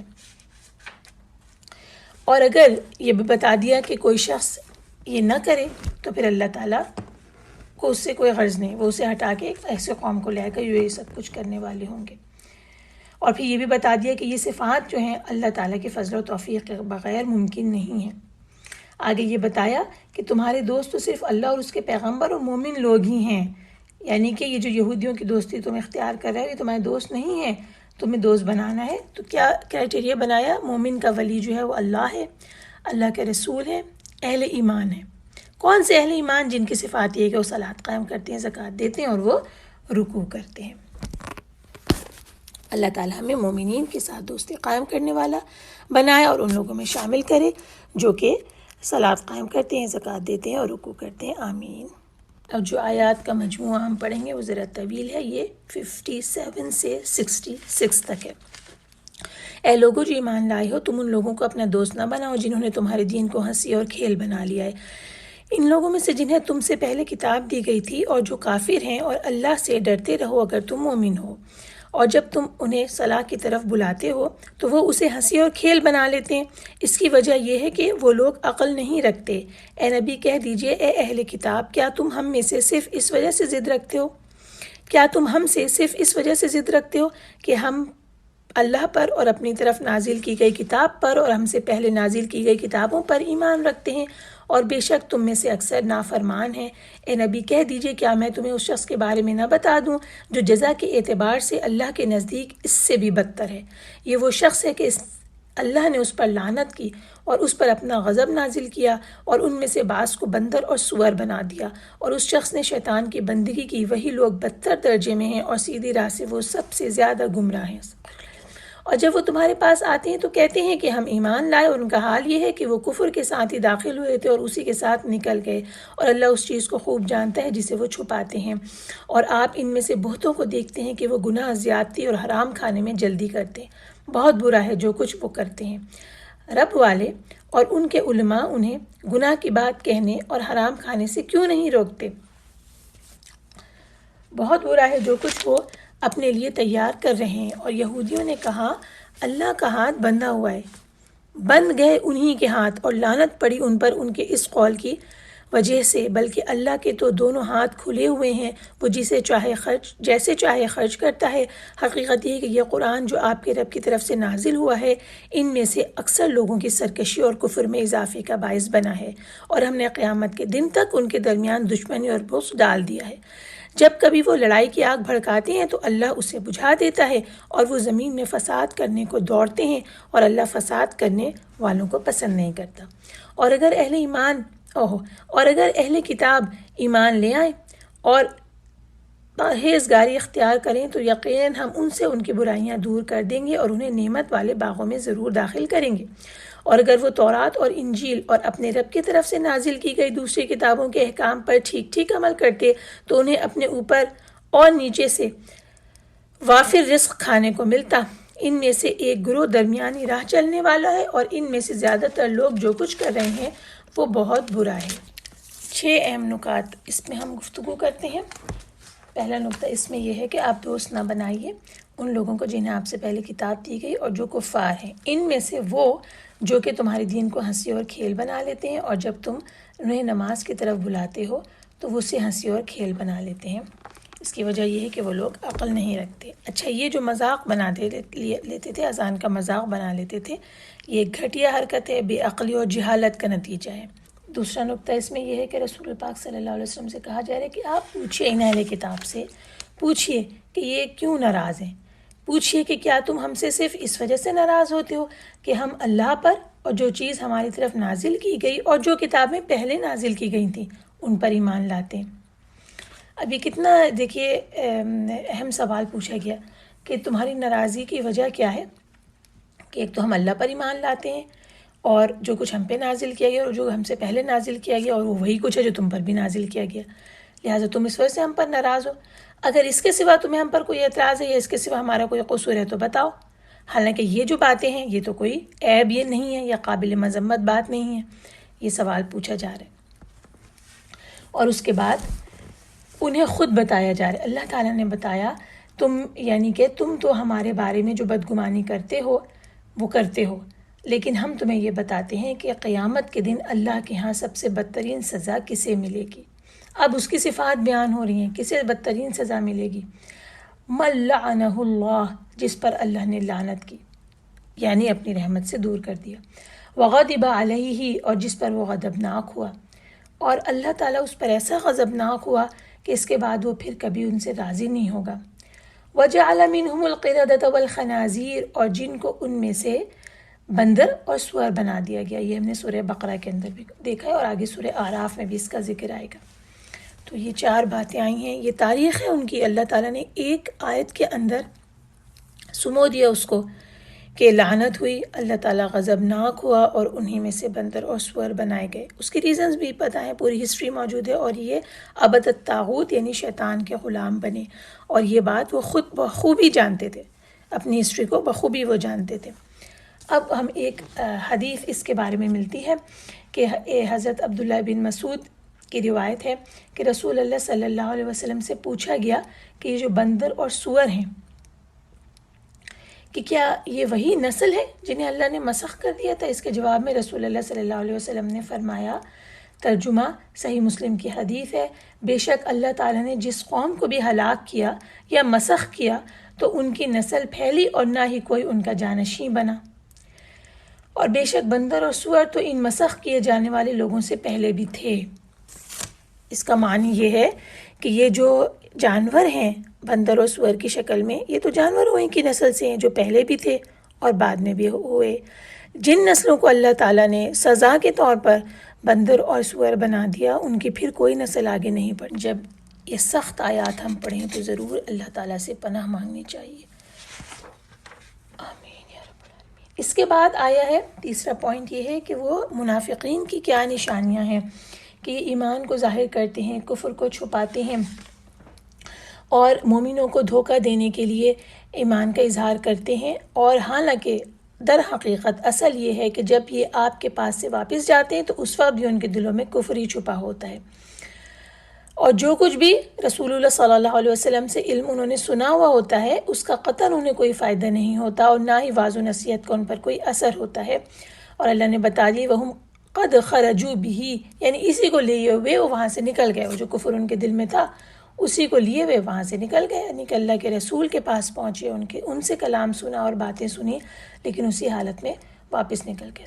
پھر ان کی علامات یہ ہیں کہ ان میں سے اکثر گناہ اور زیادتی اور حرام کھانے میں جلدی کرتے ہیں، یعنی جلدی کر رہے ہیں، گناہوں کا ارتکاب کرتے ہیں، حرام کاموں کے اختیار کرنے میں اور لوگوں کے اوپر زیادتی کرنے میں، لوگوں کے مال کھانے میں بڑا اشتیاق ہے، اس میں بڑی جلدی یہ کرتے ہیں، اور بہت برا عمل ہے جو یہ کر رہے ہیں۔ یہ دیکھ لیجئے کہ یہ تمام بھی نفاق کی علامتیں ہیں، اور مومن ہونے کے بعد ایک شخص ان تمام چیزوں میں سرگرم نظر آتا ہے تو اس کا مطلب یہ علامت نفاق ہے۔ اور اس کے بعد چوتھا پوائنٹ یہ ہے جو بہت امپورٹنٹ بات آ گئی کہ یہ سب کچھ جب وہ کر رہے تھے تو اس وقت ان کے احبار اور ربانیین کیا کر رہے تھے۔ میں ذرا اس میں ایکسپلین کر دوں آپ کو کہ احبار اور ربانیین کیا ہیں۔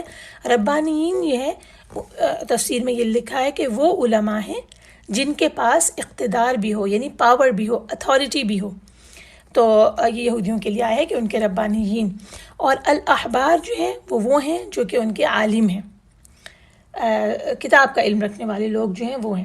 تو ان دونوں کے لیے کہا گیا کہ بھلا ان کے مشائخ اور علماء انہیں گناہ کی باتوں اور حرام کھانے سے منع کیوں نہیں کرتے؟ بلا شبہ وہ بہت برا ہے جو کرتے ہیں، یعنی کہ ان کو چاہیے تھا کہ وہ انہیں ان کاموں سے روکتے۔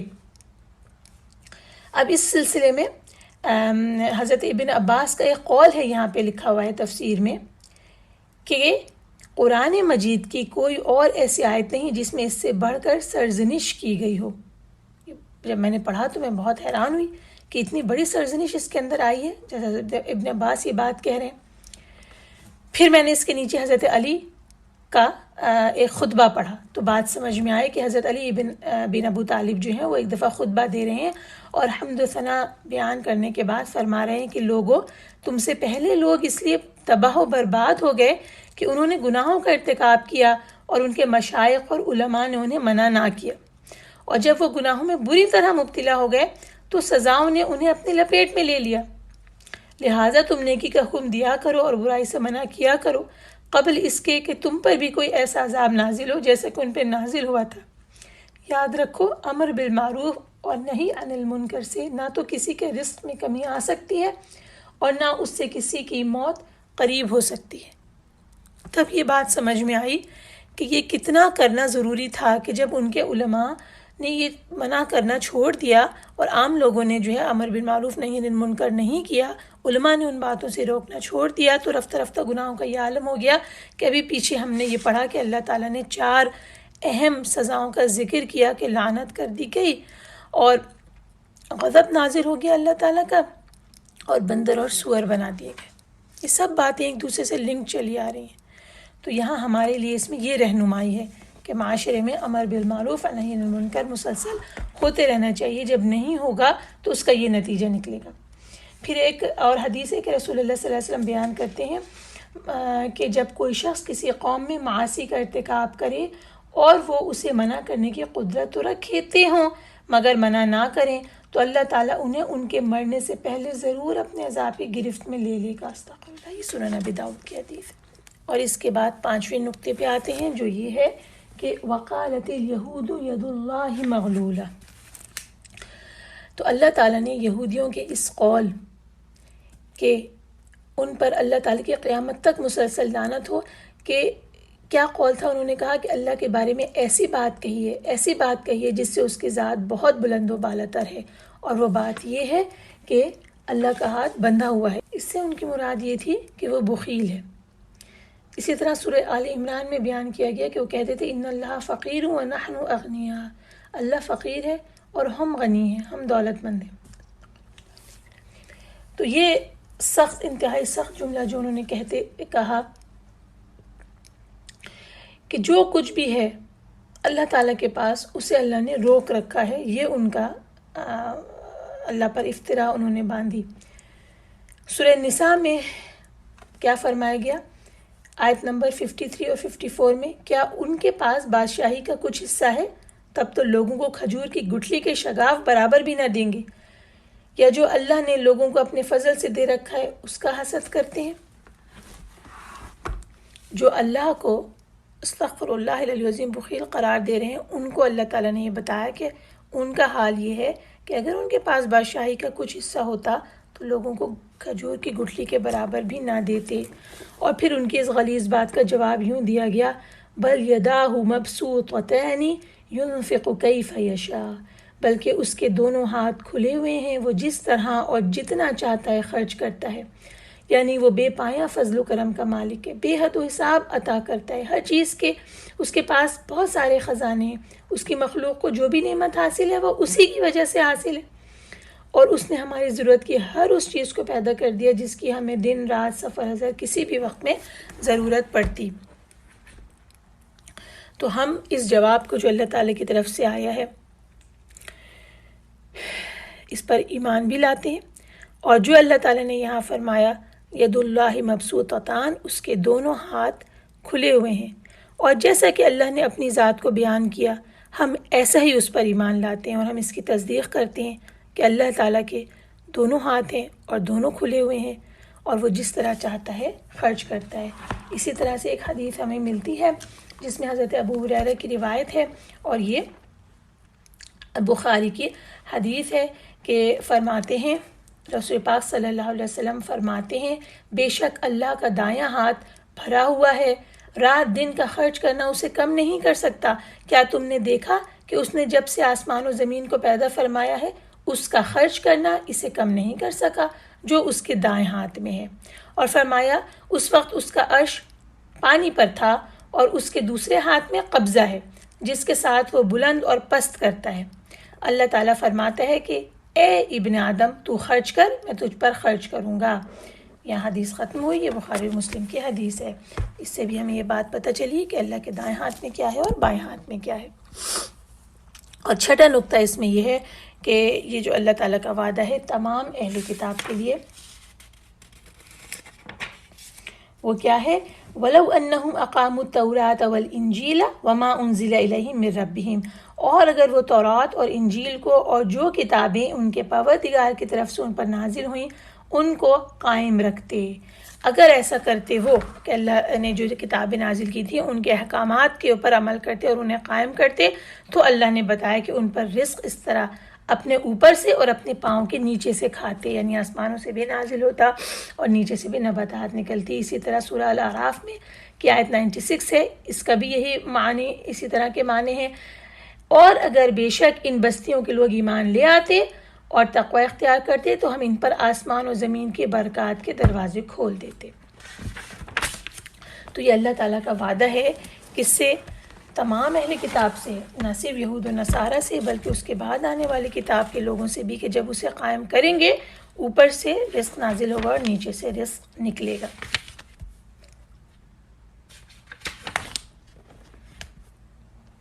ایک اور اس میں نقطہ ہے جو تفہیم القرآن میں ملتا ہے کہ حقیقت یہ ہے کہ اگر یہودی اور عیسائی، مطلب ایک تو بات یہ ہمیں سمجھ میں آئی نا اس سے کہ اگر وہ اپنی کتاب کو قائم کرتے تو اس طرح رزق اللہ تعالیٰ ان کے اوپر نازل کرتے۔ یہ نبی پاک صلی اللہ علیہ وسلم کی مبعوث کیے جانے سے پہلے تک کی معاملہ آ گیا۔ اب رسول اللہ صلی اللہ علیہ وسلم کے مبعوث ہو جانے کے بعد ایمان لانے کا کتاب اللہ قرآن مجید پر ایمان لانے کا معاملہ آیا۔ اس بارے میں یہ لکھا گیا ہے، پوائنٹ یہ آیا ہے کہ اگر یہودی اور عیسائی اسی تعلیم پر قائم رہتے جو ان کی کتابوں میں اللہ اور پیغمبر کی طرف سے آئی تھیں، یعنی اللہ کی طرف سے آئی تھیں اور پیغمبر نے انہیں سنائی تھیں، تو یقیناً نبی کریم صلی اللہ علیہ وسلم کی بعثت کے وقت وہ ایک سچے گروہ کے طور پر اس دنیا میں موجود ہوتے۔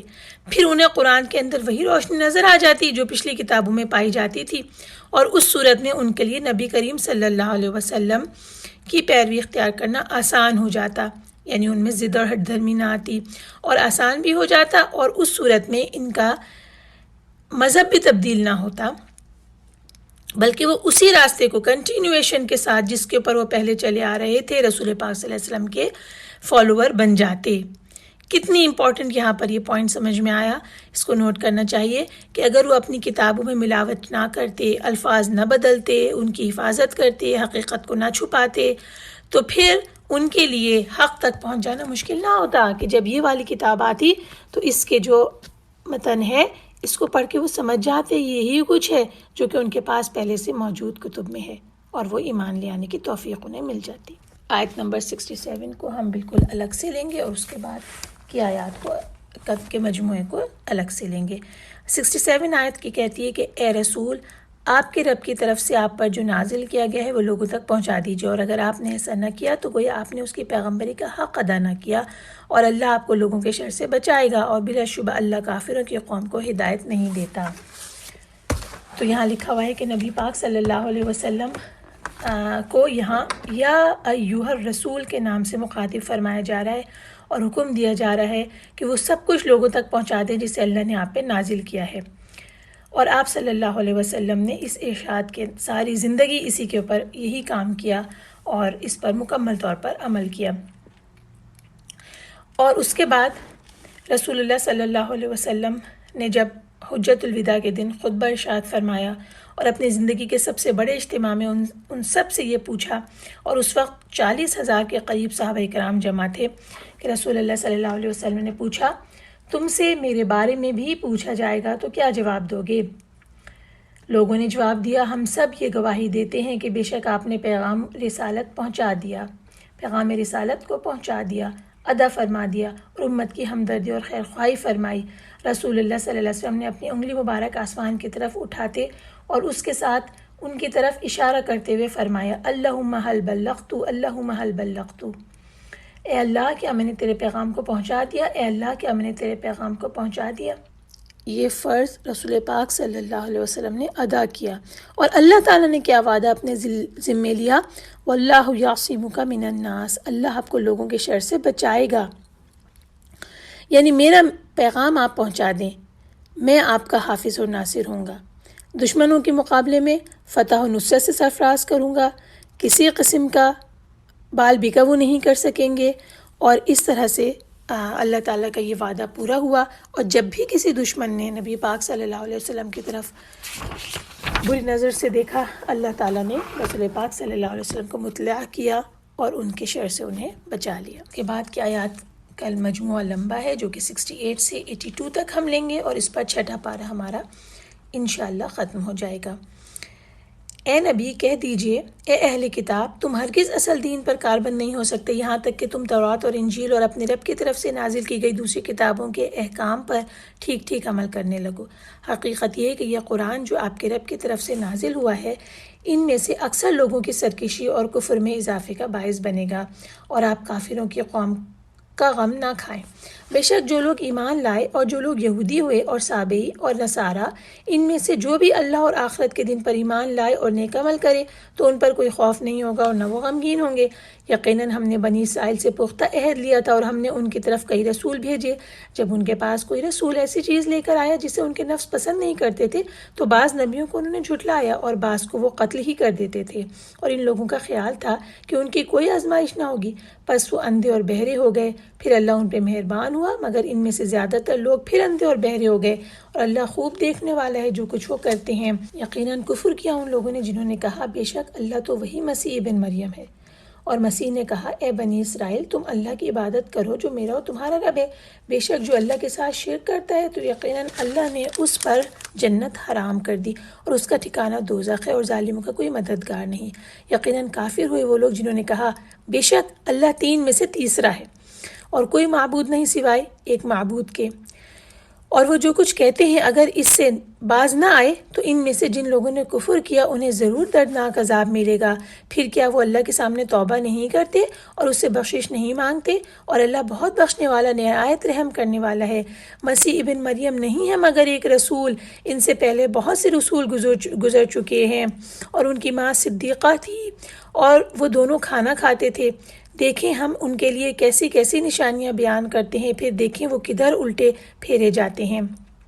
اے نبی کہہ دیجئے کیا تم اللہ کو چھوڑ کر ایسی چیز کی عبادت کرتے ہو جو تمہارے لیے نقصان اور نفع کا کوئی اختیار نہیں رکھتی، اور اللہ ہی تو خوب سننے والا خوب جاننے والا ہے۔ کہہ دیجئے اے اہل کتاب تم اپنے دین میں ناحق زیادتی نہ کرو اور ان لوگوں کی خواہشات کی پیروی نہ کرو جو اس سے پہلے گمراہ ہو چکے ہیں، اور انہوں نے بہت سو کو گمراہ کیا اور وہ سیدھی راہ سے بہک گئے۔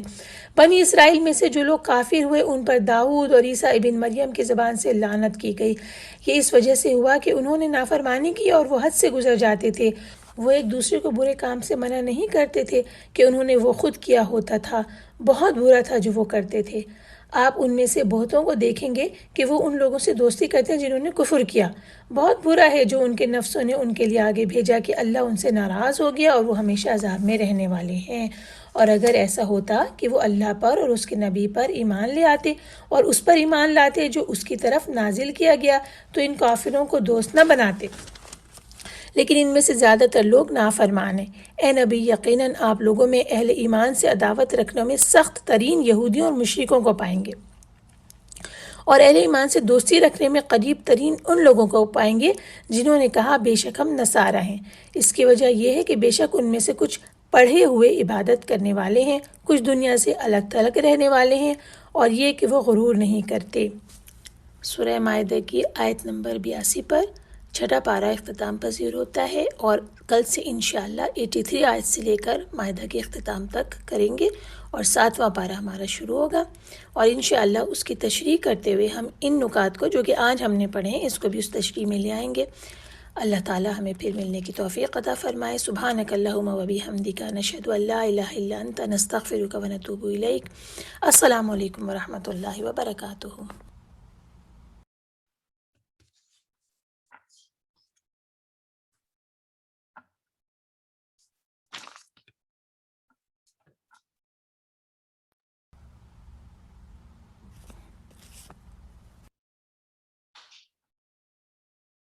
جی اب سوال و جواب کی سیشن کی طرف چلتے ہیں۔ آج ہم نے سورہ مائدہ کی 12ویں آیت سے لے کر 82 تک پڑھا ہے، 82 تک۔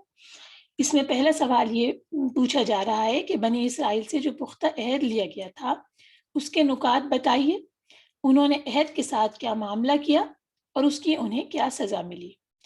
آپ حوالے کے لیے کھول سکتی ہیں آیت نمبر 12 اور 13 اور پھر اس کا جواب بتائیے گا۔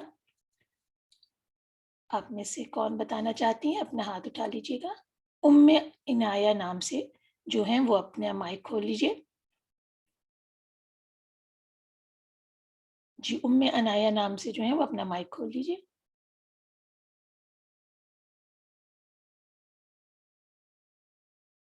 اچھا شاید ان کا مائک نہیں کھل رہا۔ جی تہمین آپ اپنا مائک کھول لیجیے۔ ہیلو جی کھل گیا۔ السلام ام اچھا عنایہ آپ بتا دیجیے جی آپ کا نام کیا ہے؟ ہاں میرا نام کشور ہے، یہ میری بیٹی ہیں جو مدرسے میں پڑھتی ہیں تو ان کی کشور آپ کا، کلاس ٹھیک ہے، بس اپنا نام بتا کے جواب بتا دیجیے۔ جی سورۃ المائدہ میں بنی اسرائیل سے عہد کا ذکر کیا گیا ہے اور انصار کو اور یہود کو عہد یاد دلوایا جا رہا ہے۔ ان آیات میں ایک حصہ جس کو یہود اور انصار نے بھلا دیا تھا، یعنی وہ سنتے تھے اور دیکھتے تھے لیکن مانتے نہیں تھے، تو اس کے بعد اس میں ہے کہ وہ عہد کیا تھا، اس کے لیے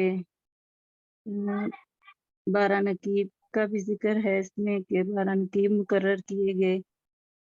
تو عہد یہ تھا کہ تم نماز قائم کرو، زکوٰۃ دو، میرے رسولوں کو مانو اور ان کی مدد کرو اور اپنے خدا کو اچھا قرض دیتے رہو، تو یقین رکھو کہ میں تمہاری برائیوں کو تم سے دور کر دوں گا اور تم کو ایسے باغوں میں داخل کروں گا جن کے نیچے نہریں بہتی ہوں گی۔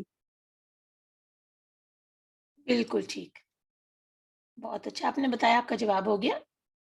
جی جزاک اللہ۔ آپ نے نصارہ کے لفظ کچھ اور بول دیا تھا، اس کو درست کر لیجیے گا، یہود اور نصارہ کے بجائے آپ نے کچھ اور بول دیا تھا۔ ٹھیک ہے، جزاک اللہ خیرن، آپ نے اس کا جواب دیا۔ اب ہم دوسرے سوال کی طرف جاتے ہیں نصارہ یعنی عیسائیوں سے جو عہد لیا گیا تھا اس کے ساتھ انہوں نے کیا معاملہ کیا اور اس کے نتیجے میں انہیں کیا سزا ملی، یہ 14 نمبر سے آپ کو ملے گی، آیت کا نمبر 14۔ جی رومانہ فیض آپ کا ہاتھ اٹھا ہوا ہے، آپ بتا دیجئے۔ جی السلام علیکم۔ اس میں انہوں نے آیت نمبر 14 میں بتایا ہے کہ انہوں نے جب اللہ تعالیٰ نے جو عہد نصارہ سے لیا تھا انہوں نے اسے بھلا دیا، تو اس کے نتیجے میں پھر اللہ تعالیٰ نے ان کے درمیان بغض اور دشمنی ڈال دی۔ بالکل ٹھیک، جزاک اللہ خیر، بالکل ٹھیک ہے، آپ نے جواب دیا، جزاک اللہ۔ اس کے بعد تیسرا سوال ہے کہ اہل ایمان نے کون سا عہد کیا ہے، یعنی کہ اب مسلمین سے اللہ کا عہد کون سا ہے، آیت نمبر 7 ہے، اور بتائیں کہ اس عہد کو توڑنے پہ کون سا انجام متوقع ہے۔ پھر سے اوپر جانا ہوگا، آیت نمبر 7 جو ہم نے پہلے کل پڑھی تھی۔ جی کس کا ہاتھ بلند ہو رہا ہے؟ فرح کا ہاتھ بلند ہوا ہے، جی بتائیے فرح۔ انہوں نے کہا کہ اس عہد و پیمان کو نہ بھولو جو اس نے تم سے لیا، یعنی تمہارا یہ قول کہ ہم نے سنا اور اطاعت قبول کی۔ اللہ سے ڈرو اس کے، کیونکہ اللہ دلوں کے راز تک جانتا ہے۔ اے لوگوں جو ایمان لائے ہو، اللہ کی خاطر راستے پر قائم رہنے والے اور انصاف کی گواہی دینے والے بنو۔ کسی گروہ کی دشمنی تم کو اتنا مشتعل نہ کر دے کہ انصاف سے پھر جاؤ، عدل کرو، اور خدا ترسی سے زیادہ مناسبت رکھتا ہے وہ۔ اللہ سے ڈر کر کام کرتے رہو، جو کچھ تم کرتے ہو اللہ اس سے پوری طرح باخبر ہے۔ جو لوگ ایمان لائیں اور نیک عمل کریں، اللہ نے ان سے وعدہ کیا ان کی خطاؤں سے درگزر کیا جائے گا اور انہیں بڑا اجر ملے گا۔ رہے وہ لوگ جو کفر کریں، اللہ کی آیات کو جھٹلائیں تو وہ دوزخ میں جانے والے ہیں۔ یہ آپ نے پوری آیت نمبر 7 کا ترجمہ پڑھا ہے؟ جی ٹھیک ہے، تو اب عہد کون سا ہوا دوبارہ سے ایک دفعہ بتا دیجیے تو وہ دہرائی جائے گی کہ ہم سے کیا عہد لیا گیا ہے؟ کہ میری اطاعت کرو ہاں، اور اللہ سے ڈرو، اور سمیانہ اللہ وہ دلوں آتا کے ہے نا جو شروع میں جی پہلے آ گیا تھا، سنا ہم جی نے اور سنا اور اطاعت کیا، پھر اطاعت میں اطاعت کی تمام جو چیزیں چیزیں آ جاتی ہیں۔ اللہ سے ڈرو کیونکہ وہ دلوں کے حال جانتا ہے، صحیح اور ہے، جزاک صحیح اللہ گواہی خیر۔ دینے والے بنو۔ ٹھیک ہے، اور بتائیے کہ اگر اس عہد کو ہم توڑیں گے تو اس پر کون سا انجام متوقع ہے؟ تو وہی کہ دوزخ میں لے جانے والے، دوزخ میں ڈالے جائیں گے۔ ہاں مطلب جو پیچھے دونوں اہل کتاب نے جو اپنے عہد کے ساتھ کیا تھا اس کے جواب میں اللہ تعالیٰ نے ان کے ساتھ جو کیا تھا یہی متوقع ہے، کیونکہ ہم بھی اہل کتاب ہیں انہی کی طرح، جی تو ظاہر انجام بھی وہی متوقع ہے۔ اللہ تعالیٰ اس انجام سے ہم سب لوگوں کو محفوظ رکھے، آمین، جزاک اللہ خیرا۔ اب ہم چوتھے سوال کی طرف آتے ہیں کہ آیت 33 میں محاربہ کی سزا بتائی گئی ہے، تو محاربہ کیا ہے اور اس کی سزا کیا ہے؟ اچھا یہ حمیدہ کیا حمیدہ صاحبہ بتائیے۔ السلام علیکم ورحمۃ اللہ۔ جو کوئی اللہ اور اس کے رسول سے جنگ کرے اور زمین میں فساد کرے تو اس کی سزا یہ بتائی گئی کہ یا تو اس کو قتل کر دیں یا سولی چڑھا دیں، یا اس کا تقطع ایدیہم وارجلہم، اس کا پاؤں اور ہاتھ مخالف سمت سے اس کا کاٹ دیا جائے۔ ہاں جی جی جی جی درست بتایا آپ نے۔ جی، اور پھر اور اگر تو یا پھر اس کو ملک بدر کر دیا جائے۔ جی بالکل ٹھیک یہ ہے، اس کے لیے جزاک دنیا اللہ کی سزا ہے اور آخرت میں اس کے لیے عذاب عظیم ہے، بہت بڑا عذاب ہے۔ اللہ عظیم، جی جزاک اللہ خیرا، ٹھیک ہے۔ اس کے بعد 5ویں سوال میں آتے ہیں کہ آیت نمبر 51 کی روشنی میں اہل کتاب سے دوستی کے بارے میں کیا حکم آیا ہے؟ آیت نمبر 51 کی روشنی میں بتانا ہے کہ کیا حکم آیا ہے۔ آیت نمبر 51 کھول لیں، کون بتائیں گے جواب؟ تہمینہ، جی آپ بتائیے تہمینہ۔ جی السلام علیکم۔ ہاں جی، اس میں یہ ہے کہ یہودی اور عیسائی جو ہیں تمہارے کبھی بھی دوست نہیں ہو سکتے، یہ آپس میں تو ایک دوسرے کے دوست ہو سکتے ہیں لیکن تم لوگوں کے خیر خواہ کبھی بھی نہیں ہو سکتے۔ ہاں، اور دوستی کے بارے میں حکم کیا ہے؟ ان کو اپنا رفیق نہ بناؤ، اور اگر تم نے ان میں سے کسی کو اپنا رفیق بناتا ہے تو اس کا شمار بھی انہی میں ہے، یقیناً اللہ ظالموں کو اپنی رہنمائی سے محروم کر دیتا ہے۔ ٹھیک ہے، ان کا شمار بھی انہی میں ہو جائے گا، استغفر اللہ۔ ٹھیک ہے، جزاک اللہ خیر۔ اور آخری یہ ہے کہ آیت نمبر 54 کے مطابق ہمارا رب بحیثیت قوم ہم ایمان لانے والوں کو کیسا دیکھنا پسند فرماتا ہے، آیت نمبر 54 کی روشنی میں۔ 54 کھول لیجئے۔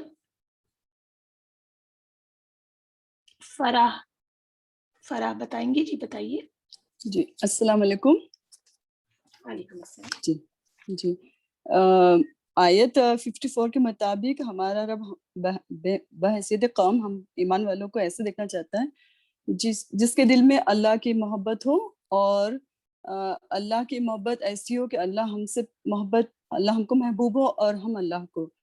مومن ایسے ہوں جو مومن پر نرم ہو اور کفار پر سخت، اور باوجود اس کے کہ اپنی طاقت و ذہانت سب کا استعمال وہ کر سکتا ہے مومن، لیکن مسلمانوں کی بہتری کے لیے ہو اور بہترین اخلاق کے ساتھ ہو۔ اور کفار پہ ایسے ہو کہ کافروں کے لیے وہ مومن مر تو سکتا ہے، ٹوٹ نہیں سکتا، دب نہیں سکتا، اس طریقے سے ہو۔ اور یہ اللہ کا فضل ہے جسے عطا کرتا ہے، اور اللہ وسیع ذرائع کا مالک ہے اور وہ سب جانتا ہے۔ جزاک اللہ خیرا۔ جی بہت اچھا آپ نے بتا دیا۔ اب ہم جوابات کی طرف چلتے ہیں۔ جوابات، جی پہلا سوال جو تھا بنی اسرائیل سے جو عہد لیا گیا تھا، اس کا جواب یہ ہے کہ بنی اسرائیل سے عہد لیا گیا تھا کہ تم نماز قائم کرو گے، زکوٰۃ ادا کرو گے، میرے رسولوں پر ایمان لاؤ گے اور ان کی مدد کرتے رہو گے اور اللہ کو اچھا قرض دو گے۔ انہوں نے اس عہد کو مضبوط باندھنے کے بعد توڑ دیا، اور اس کے نتیجے میں اللہ نے ان پہ لعنت کی اور ان کے دل سخت کر دیے۔ پھر نصارہ سے جو عہد لیا گیا تھا، اور انہوں نے کیا معاملہ کیا؟ نصارے سے جو اللہ نے عہد لیا تھا اس کا ایک حصہ انہوں نے بھلا دیا، اس کے نتیجے میں اللہ نے قیامت تک ان کے درمیان دشمنی اور نفرت ڈال دی۔ آج بھی ان کا ایک فرقہ دوسرے سے سخت دشمنی رکھتا ہے اور ہر ایک دوسرے کو کافر سمجھتا ہے۔ یہاں سوچیں ہم لوگ کہ یہ اس کی سزا کتنی سخت ہے۔ اہل ایمان نے کون سا عہد کیا ہے اور اس کو توڑنے پہ کیا انجام متوقع؟ لکھا ہے یہ عہد سمعنا و اطعنا کا عہد ہے، اور یہ وہ بیت ہے جو دائرہ اسلام میں داخل ہونے والے افراد رسول اللہ صلی اللہ علیہ وسلم کے دست مبارک پہ کرتے تھے۔ یہی عہد ہے جو ہر ایمان لانے والا انسان اللہ اور اس کے رسول سے کرتا ہے کہ وہ سنے گا اور اطاعت کرے گا۔ اس عہد کے بعد دین کے معاملات میں اپنی مرضی کا کوئی دخل باقی نہیں رہتا۔ اس عہد کو توڑنے پر وہی سزا اہل ایمان کو بھی مل سکتی ہے جو پچھلے اہل کتاب کو ملی، کیونکہ اللہ نے قرآن میں بارہا بتایا ہے کہ کوئی گروہ اس کا چہیتا نہیں ہے۔ اس کے بعد کا سوال یہ تھا کہ آیت 33 میں محاربہ کی سزا بتائی گئی ہے۔ محاربہ کیا ہے اور اس کی سزا کیا ہے؟ محاربہ کے معنی جنگ اور مخالفت کے ہیں۔ اس میں یہ جرائم شامل ہیں جیسے کفر و بغاوت، راہزنی یعنی راستہ کو لوٹنا، مسافروں کو لوٹنا، زمین میں فساد پھیلانا اور اس صالح نظام کے خلاف بغاوت کرنا جو اسلامی حکومت نے قائم کر رکھا ہو۔ اب محاربہ میں ملوث مجرم کی سزا کیا ہے؟ محاربہ میں ملوث مجرم کی سزا قتل کیا جانا، اس کے ہاتھ اور پاؤں کو مخالف سمتوں سے کاٹنا، جلا وطن کرنا ہے۔ اس میں سے کون سی سزا دی جائے گی، اس کا فیصلہ اسلامی عدالت کرے گی۔ آیت نمبر 51 کی روشنی میں اہل کتاب سے دوستی کے حکم کے بارے میں کیا حکم ہے؟ یہ واضح اور دو ٹوک حکم آیا ہے کہ یہود و نصارہ کو دوست نہ بناؤ، وہ آپس میں ایک دوسرے کے دوست ہیں، اور جو کوئی ان سے دوستی رکھے گا تو وہ انہی میں شمار ہوگا۔ اس کے بعد آخری سوال ہے کہ آیت نمبر 54 کے مطابق ہمارا رب ہمیں کیسے دیکھنا پسند کرتا ہے؟